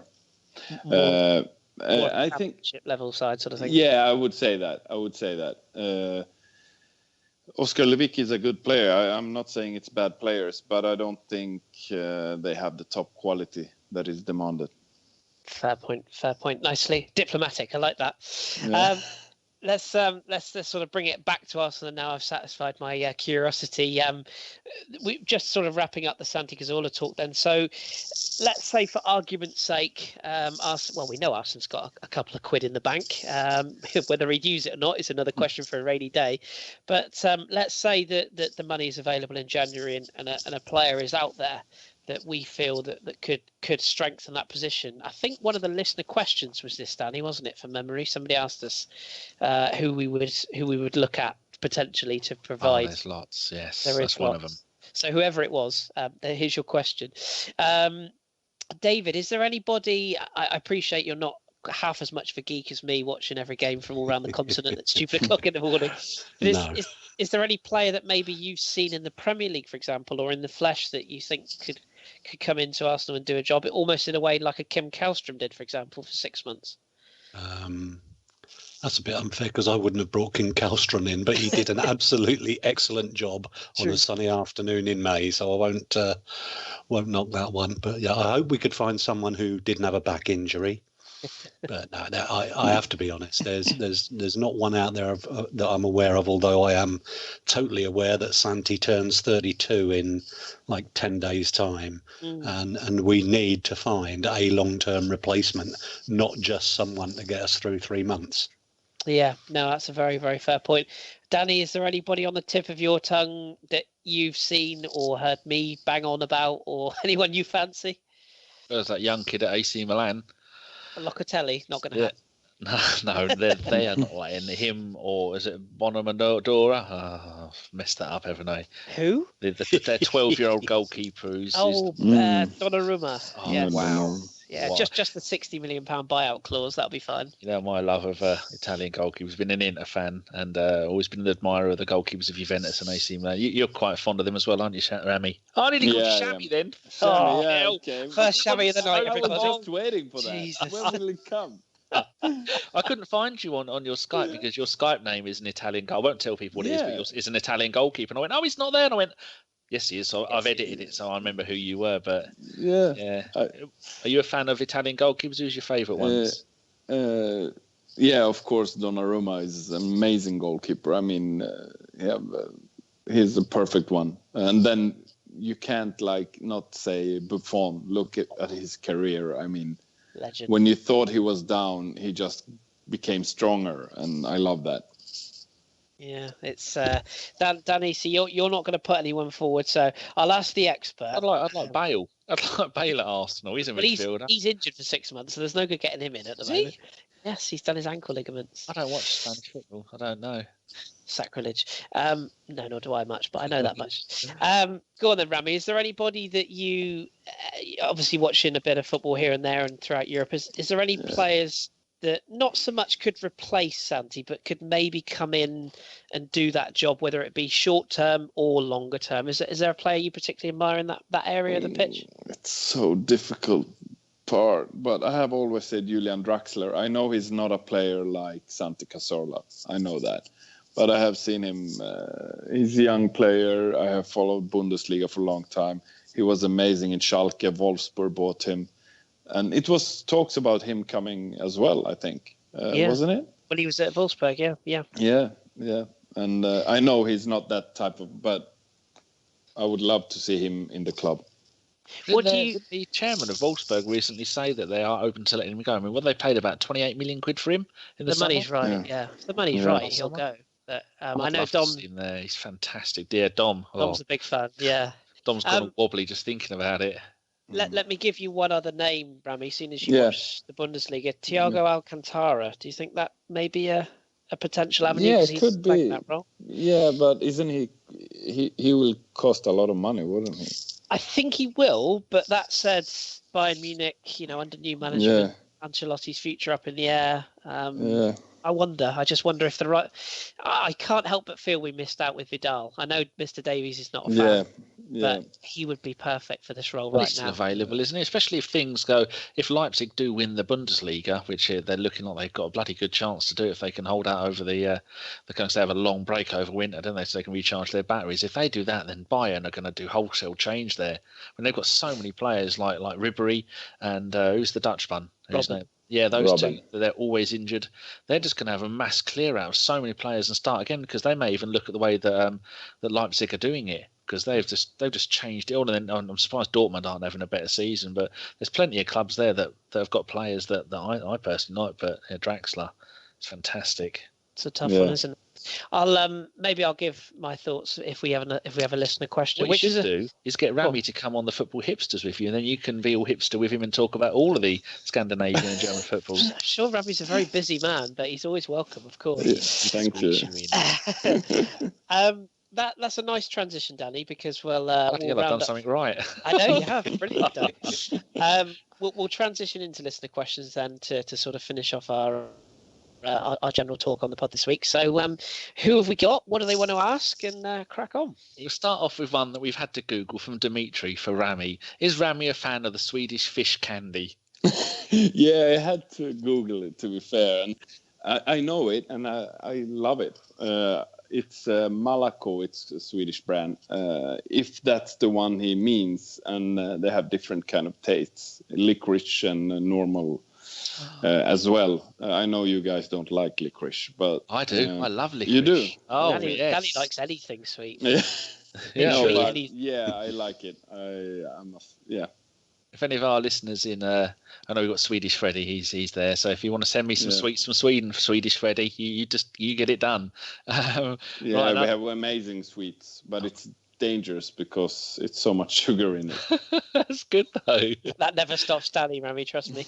Right, this question is from Marcus, unpronounceable surname. He sent me this last week, but I didn't read it in time. He says it's a good point. If we had Aguero, would we win the league? And if so, could Sunderland win it with him too? David, what do you reckon? It's a bit crazy, but you know me and hypothetical questions, don't you? You don't like them. No, absolutely not. But yeah, take the point about Aguero, player. If only we had got him before City did, but we weren't spending money. He was never going to come to us, and we're certainly never going to get him now. If he ever leaves there, it won't be for us. But yes, I think he might have turned one or two of our recent seasons into more success. But he's injury prone, so even though he's been injury prone at Man City, it would be all Wenger's fault if he was injury prone at us, wouldn't it? The way it worked. 33 goals and 34 Premier League starts. I'll take him injury prone or not. Yeah, in a heartbeat. Yeah. Rami, what do you think? I think we have Sanchez. I mean, they're quite similar, but Yeah, of course I would take him. I'm not saying that, but I would rather take Lewandowski. He loved the Lewandowski. Yeah, I do. Can you imagine how many goals he'd get in this Arsenal side? Yeah. He'd have an absolute field day, wouldn't he? Steve calls him the Polish Andy Cole. He's better than that. He's never going to come this far away from Poland, though, is he? No, he likes it in Germany, doesn't he? Yeah. Next question is from Craig Wellings. Would you love to see Dennis Bergkamp back at the club as a manager, and do you think he'd do a good job, David? Simple answer is I don't know. None of us does.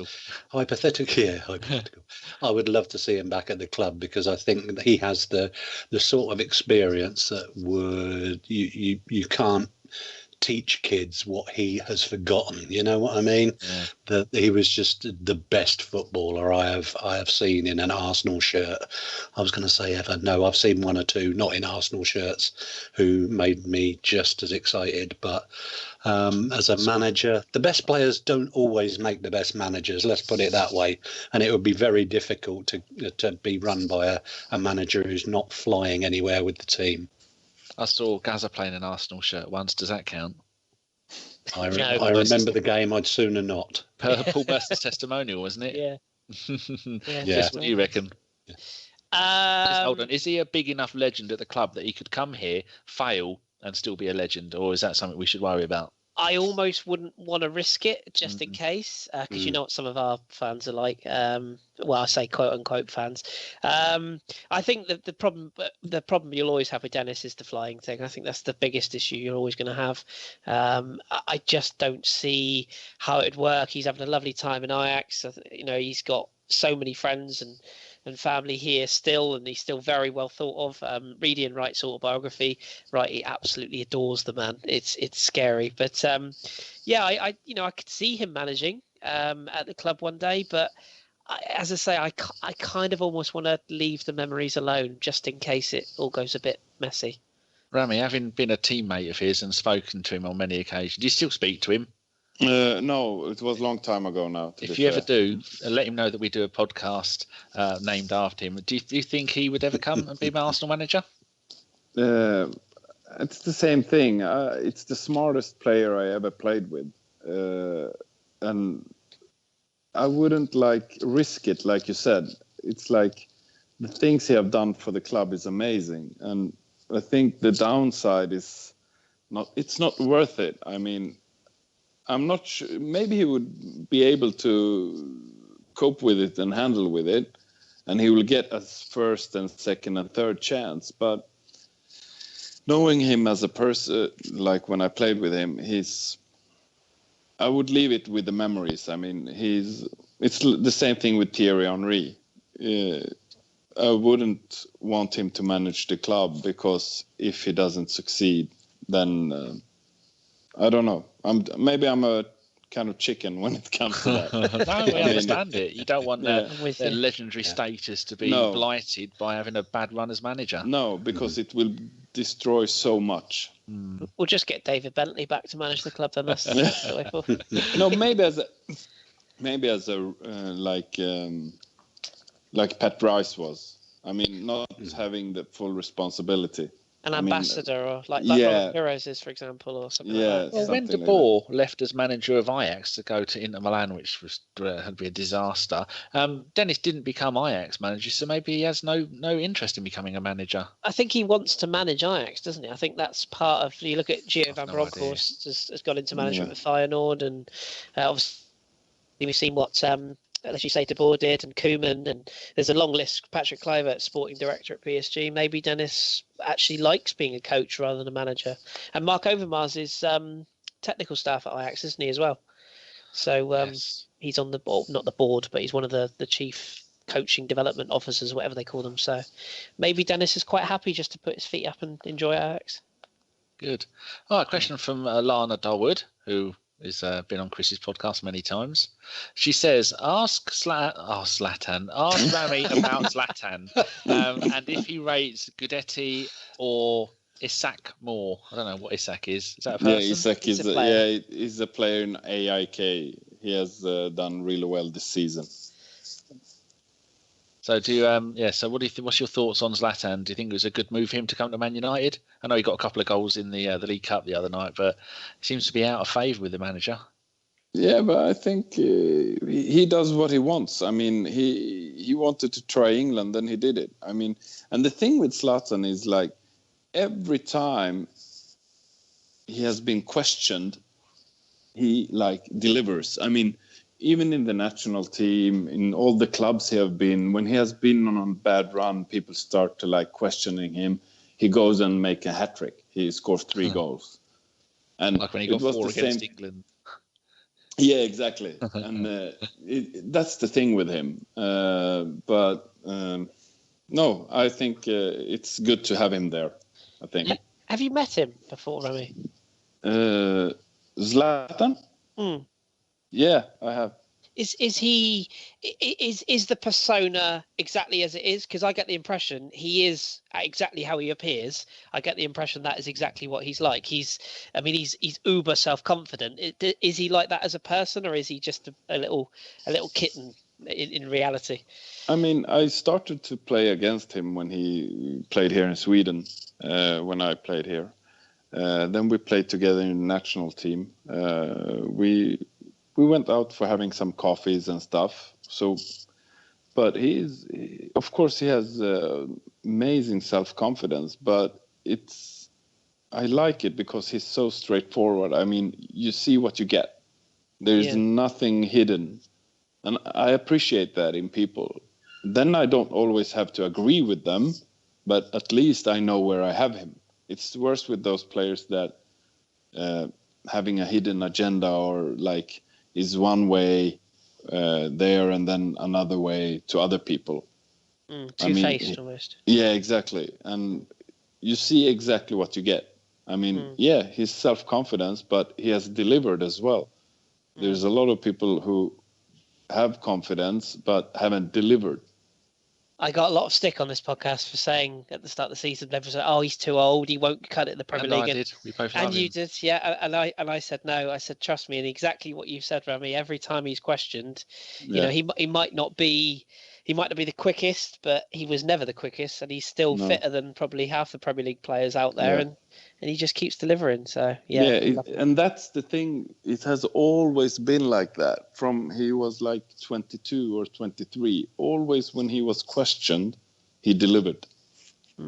I don't know if that's something, but I don't know. He's brilliant. He's one of my favourite players ever. Right, we get through these. I'll just cover some of these because we can't ask them all. Mark Blondell says, should we consider a new formation? No. Wenger's never going to do that. Graham Hawke and Jordan Chappell and our very own Simon Collins are talking about should we get a replacement for Santi? And a few people have mentioned, should we go for Cesc Fabregas? Now, I didn't realise, looking at Cesc, I know he's been injured for a while. He's only played 12 minutes, 14 minutes, 6 minutes, 55 minutes. That's all he's played in the Premier League this season. He's missed 4 games through injury, and he's had 5 games on the bench. Would we all have Cesc back? He's 29 now. In a heartbeat. Yeah, I know people don't like him. I know people think I can hear Mr. Davies has literally just thrown his iPod or whatever he's thrown it off a bridge. Cats everywhere. He's setting fire to his own house and he's destroying furniture. No, look, I mean, yeah, did he go on strike? Did he not go on strike? Nobody will ever really know. The simple fact is he's a class footballer. And yeah, I mean, who wouldn't have a player of that ability? Whether you get him out of Chelsea, that's a whole different kettle of fish. They don't want him, do they? No, but that doesn't mean they want him. That doesn't mean they want to strengthen us by giving him to us. I want to know what David thinks because I'm intrigued by this answer. I think says it all. I think that the potential for unrest in the dressing room, that's fair. Should he be allowed to return, is a big enough reason for him to be kept at arm's length. I agree with you totally. He's possibly a player who could come in and do a job while we're missing Santi. But as a long-term replacement at 29, no. And it's just the taste in the mouth that he left, I think, would cause us problems behind the scenes were he to be brought back. That's What's your thoughts, Rami? I would rather see a younger player to come in than that. I think, I don't know. Realistically, I don't think it's a big. I'm so confused, to be honest. It's such a difficult to answer that. But I played with him. I loved him. I met him. He's a fantastic guy. I remember him as that. And I played against him when he played for Spain. And to be fair, he's quite similar to Santi Cazorla. I mean, his calmness, his touch, everything, his awareness. Yeah, I would take him back. Quite right. We put you on the spot there, Rami. I'll say 2 more words on the subject. Yeah. Darren Dean. Yeah, that's true. Who's And Darren Dean? His agent. Ah. Oh. Yes. Who? And I think that's what David refers to when he talks about the dressing room unrest. They don't want him in the door. No. Yeah. Right. Shame, because the talent is undoubtable. So that's his agent? Yeah. Okay. Okay, right, just cover a few more questions. No need to answer. Jason says, why after 8 years can Wenger still not decide where to play Ramsey? Every time he plays him, he feels like an experiment. I think we all feel that, but no one knows why. Chennai Guna, given Santi's need for surgery, will Wenger finally use Xhaka and Ramsey to spark some much-needed creativity in midfield? Well, that's what I want. Gunner Through says, who is Santi's best replacement in midfield? We've talked about that. Kaka Awesome says, how screwed are we without Santi? I think we all agree, quite.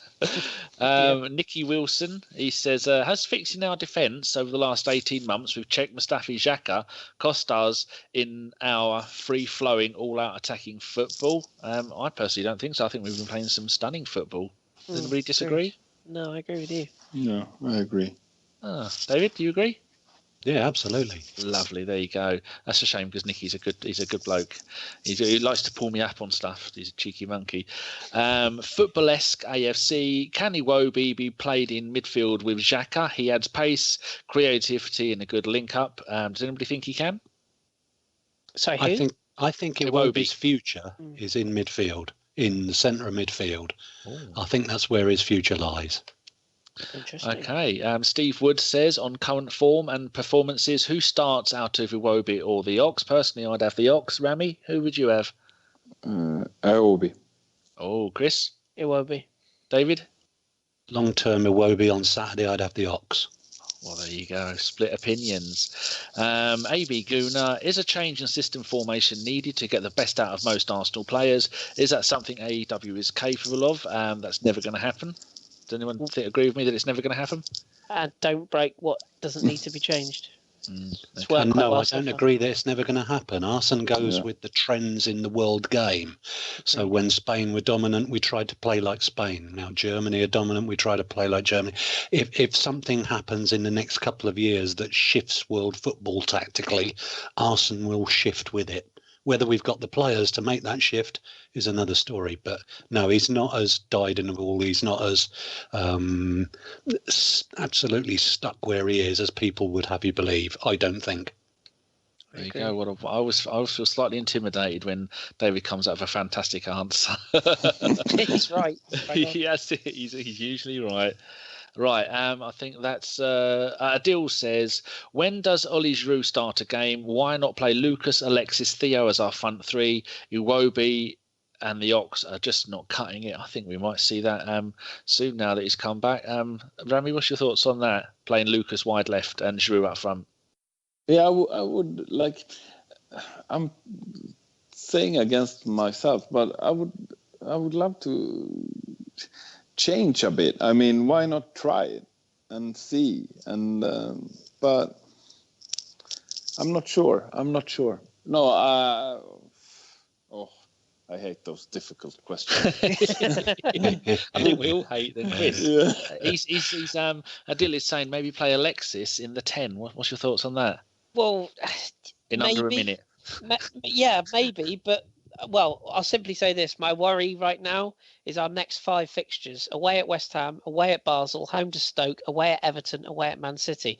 4 games out of 5 away from home, and the one home game we've got is against a side that will probably kick Lucas from here to Kingdom Come. So, and I wouldn't put Alexis in the centre half position against Shawcross. So.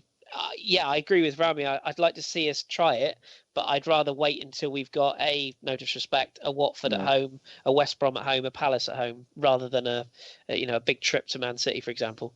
And one final thing, Alfredo says, is there any chance of bringing in a right back in January? Will Jenks do for the whole year to prove he belongs? I think there's no chance of Wenger buying a 4th right back, is there?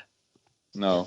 There is a chance that he might move Mustafi to right back when Mertesacker is fit, though. I've been waiting for someone to say Yeah. something like that, because last Saturday when Gabriel came on and went to right back, I was thinking, I'm sure I can remember in the last World Cup, Mustafi played a couple of games at right back for Germany, and Gabriel would have been much more comfortable in the centre, and I wondered if they were going to make that move. But I think Arsene probably decided that the partnership between Koscielny and Mustafi at the moment is not to be tinkered with.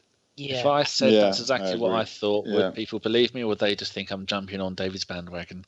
No, we believe it. And of course, he trusted Koscielny and Mertesacker before, whereas there's no proof he's ever really trusted Gabriel and Koscielny. So Wouldn't trust Gabriel with Gabriel. And he played it right back at Valencia. David has to go soon, and so does Rami. It's 11 p.m. in Sweden, so we quickly got to do the gentleman's nods, a hello to whoever you want, and we've got 2 lots of predictions for West Ham and Basel. Chris.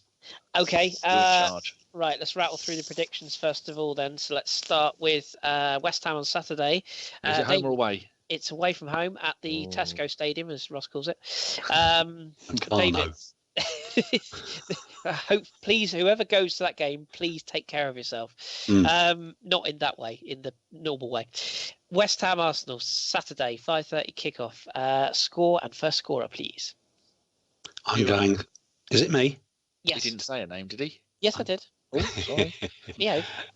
There was a blip. Not to worry. I'm going to go 3-0 Arsenal, because I always get bullish when we go to West Ham. We generally have a decent record there. First goal scorer's got to be Alexis. Oh, lovely. Rami. We'll win 3-1. We will be 1-0 down, Carroll. Like it. Is Carroll? That's a great shout. It is a great shout. Do you hear what the West Ham fans were shouting at Zlatan during that game? Shit, Just Andy shit Carroll. Andy Carroll. Oh, God, he Fit, wishes. he's not even fit to lace Zlatan's ponytail. Zlatan, just get one of Zlatan's boots on its own without him in it. It's better than Carroll. See as you've piped up, Fat Man. What's your prediction? We're going to beat him 2-1, Alexis. Okay. Well, I'm going with Rami. I'm going 3-1 as well. See, I think they'll score first as well. I'll go first scorer, Payet. A 3-1 come from behind victory. And of course, we've got Basel on Wednesday. So we'll go in reverse order. Danny? Home or away? Away. Champions League. Oh, I did put 3-0. I'm going to go. Have we qualified yet? We haven't, have we? This is to decide who wins the group. Yeah, we've qualified, but we have to first or second. Yeah. I think it's going to be. I think it's going to be 1-0 Alexis, because they're a decent team. Yeah, 1-0 Alexis to us. Rami? We'll win 2-0. El Neni will score against his old team. I knew that was coming. David? I'm going to be a bit more pessimistic. I think looking at the fixtures, our fate is sealed, because Ludogorets will not beat PSG. So I think we may not go with our full side. I think Basel are better than people give them credit for. So I'll take a 1-1. Ooh, I was going to go 1-1 as well. Damn you. Score, David. Scorer. Oh, let's go. Granit Xhaka, 30 yards. Shoot! Oh, no, I love it. Against his old club, of course. I'll stick with 1-1. I don't know. Meza as first scorer. There you go, 1-1. Who won't be playing? Oh, well, no, I think he will, but still. Okay, so that's predictions done then. Listeners, don't forget to get yours into Danny, and all the people from ABW, get your predictions in, because Danny will get upset if you don't. Oh, every bloody week. Chimp and Carl and John. You're all getting relegated. Missing in You're action. useless. But who nailed it last week? Yeah, probably you. Well, I think I've got the last three right. I said 2-0 last night. I think I said 3-1. Actually, I don't know. I've not updated the league table in ages. Dom's got all of his wrong. That's all I know. Dom is on minus 10 points. You don't count because you run the show. You can fix it. I've been bottom of the league for 3 seasons in a row. I think if I was going to fix it, I'd have done it before now. Right. Shout out / gentleman's nod / say hello to somebody. David. Very quickly, another old boy. I shouldn't call him an old boy, should I? But there's a guy on there at Gooner 1947. Peter, who these days lives in the Cardiff region. So, hello. Go and have a read of him. He's got some interesting stuff to talk about. We mentioned him on last week's pod. He did a tweet. I can't remember what it was, but yeah, we brought that up. He keeps saying he's going to come on here one day and talk to us about his. But he said he's forgotten most of the early stuff. I'd better not do that one then. Rami, anybody you'd like to say hello to, or anybody? I would have to say my dad today. Actually, he's at hospital, so for him to get a speedy recovery. Yes, we echo those sentiments. I hope he makes a great. Yeah. Get well soon. We have to bring him some Swedish fish sweets. Yeah, exactly. There you go. Some licorice. Danny, anybody you want to say hello? It's a triple of one family. Tim Hardwick, his Mrs. Rachel, and new baby Elliot. He put a picture on there on Twitter. He said, I don't usually like to do this stuff, but it's a very important day, and some moron was a bit of a twat about it, so he's taking it down. But yeah, congratulations to all three of you. Baby Gooner, that's all we need, another baby Gooner. Get him christened at the Church of Arsenal as soon as possible. Beautiful, love it. And my shout out, it could go to no one else other than the living legend and gift machine, Mr. Pixel Rapture. I've looked at it on my phone.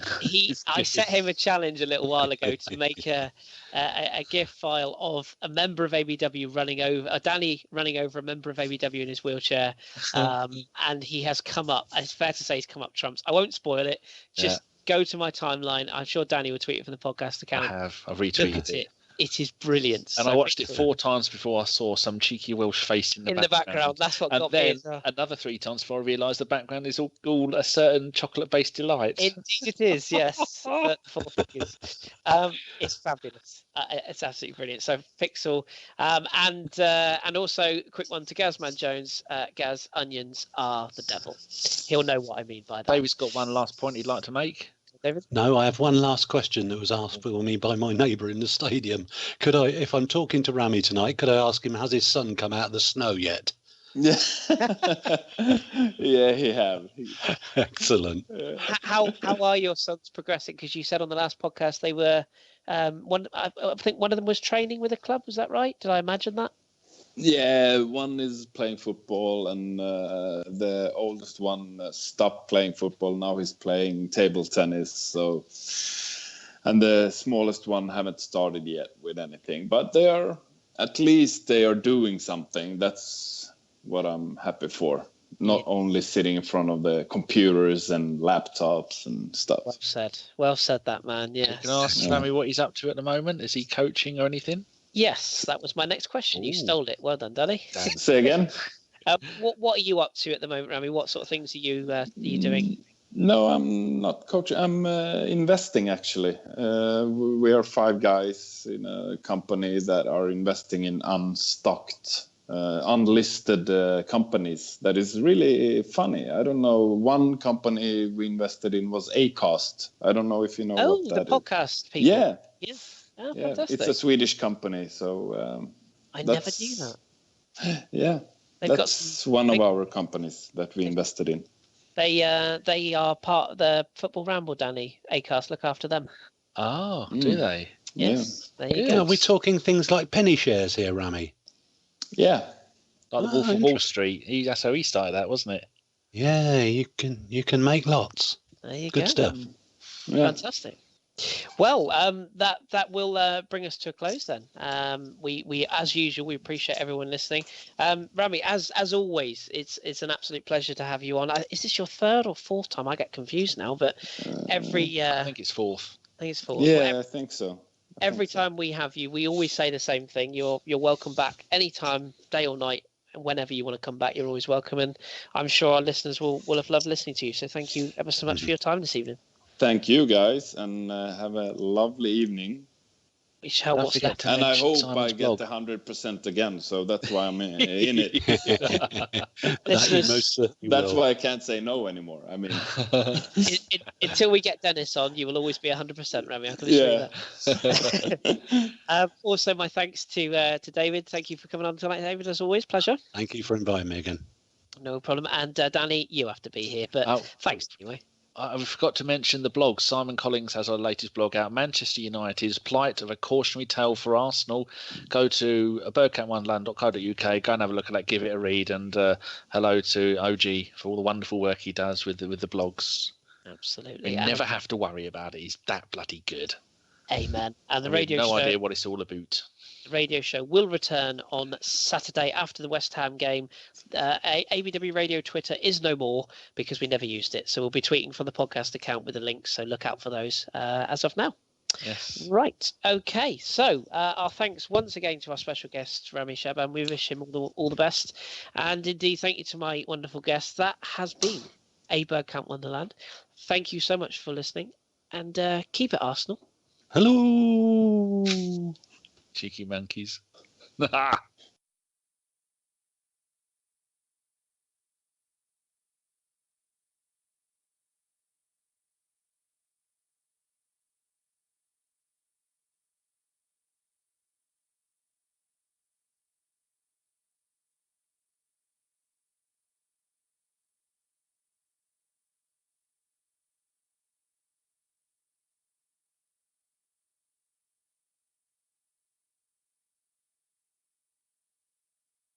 Right, here we go. 8 o'clock. Time to add in Rami. Just before you do, did you see? You might not have seen. I've put the running order in the group. Do you just want to check that's all right with you? I got it. I've been busy shouting at my stupid fucking cat. I put the laptop on the table. I'm recording it, and then I keep seeing my own picture in it, thinking, "Why is my own picture in here?" Yeah, I was the same. I was like, "Well, it's Danny on so twice." you must see both. Yeah, put it on the table. Started recording. Got the candle going. She went and nearly touched the candle. Cats have no idea what fire is. No. And then walks across the front of the laptop. Right, so I'll invite him in. Yeah. If you've checked what I've put in the group, yeah. Oh, the other thing I was going to ask was I wanted to do a very brief piece on the Chapecoense stuff. Yeah. I was thinking I know a little bit about those. I was thinking about doing it to start with, so we don't end on a sad note. Is that right? That's a good idea. Mm-hmm. Hello there, guys. Hey, Rami. Hello, Rami. Hi. How are you? I'm fine. And you guys? Good, thank you. Freezing. All good, I think. Freezing? Yeah, it's 2 degrees here. Is it snowing there? The man's from Sweden. He knows all about cold. Yeah, it's minus degrees here, but it's quite sunny, so I can't complain. Yeah, I was following Ellis Blomholm, I think his name is, and he's in Sweden or Norway, one of the two, and he's taking pictures on Instagram, and some of them are superb. Do you follow him, Chris? Sorry, I was listening to Jason. Say that again.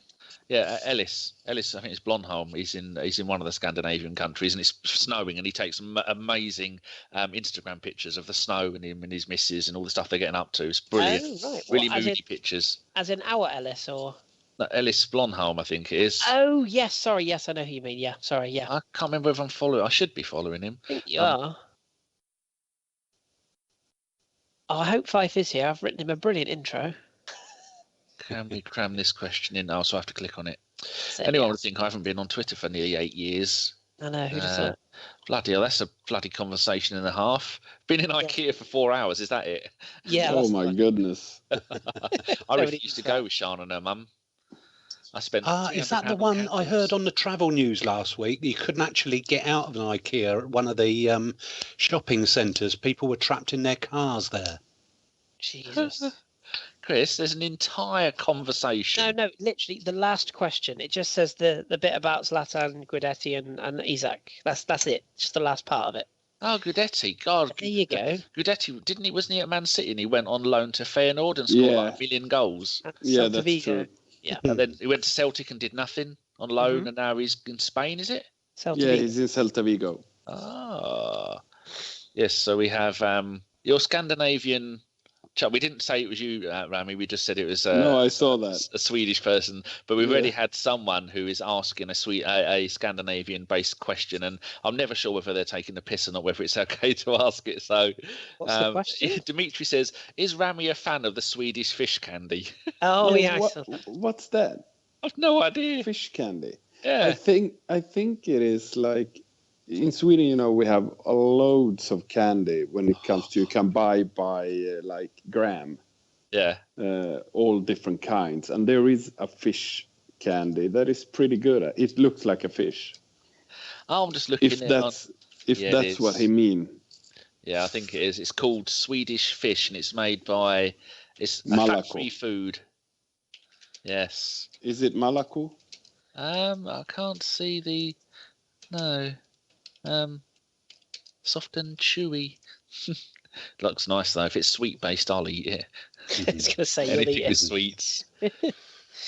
How long Are you doing the sound checks as you go, Dan?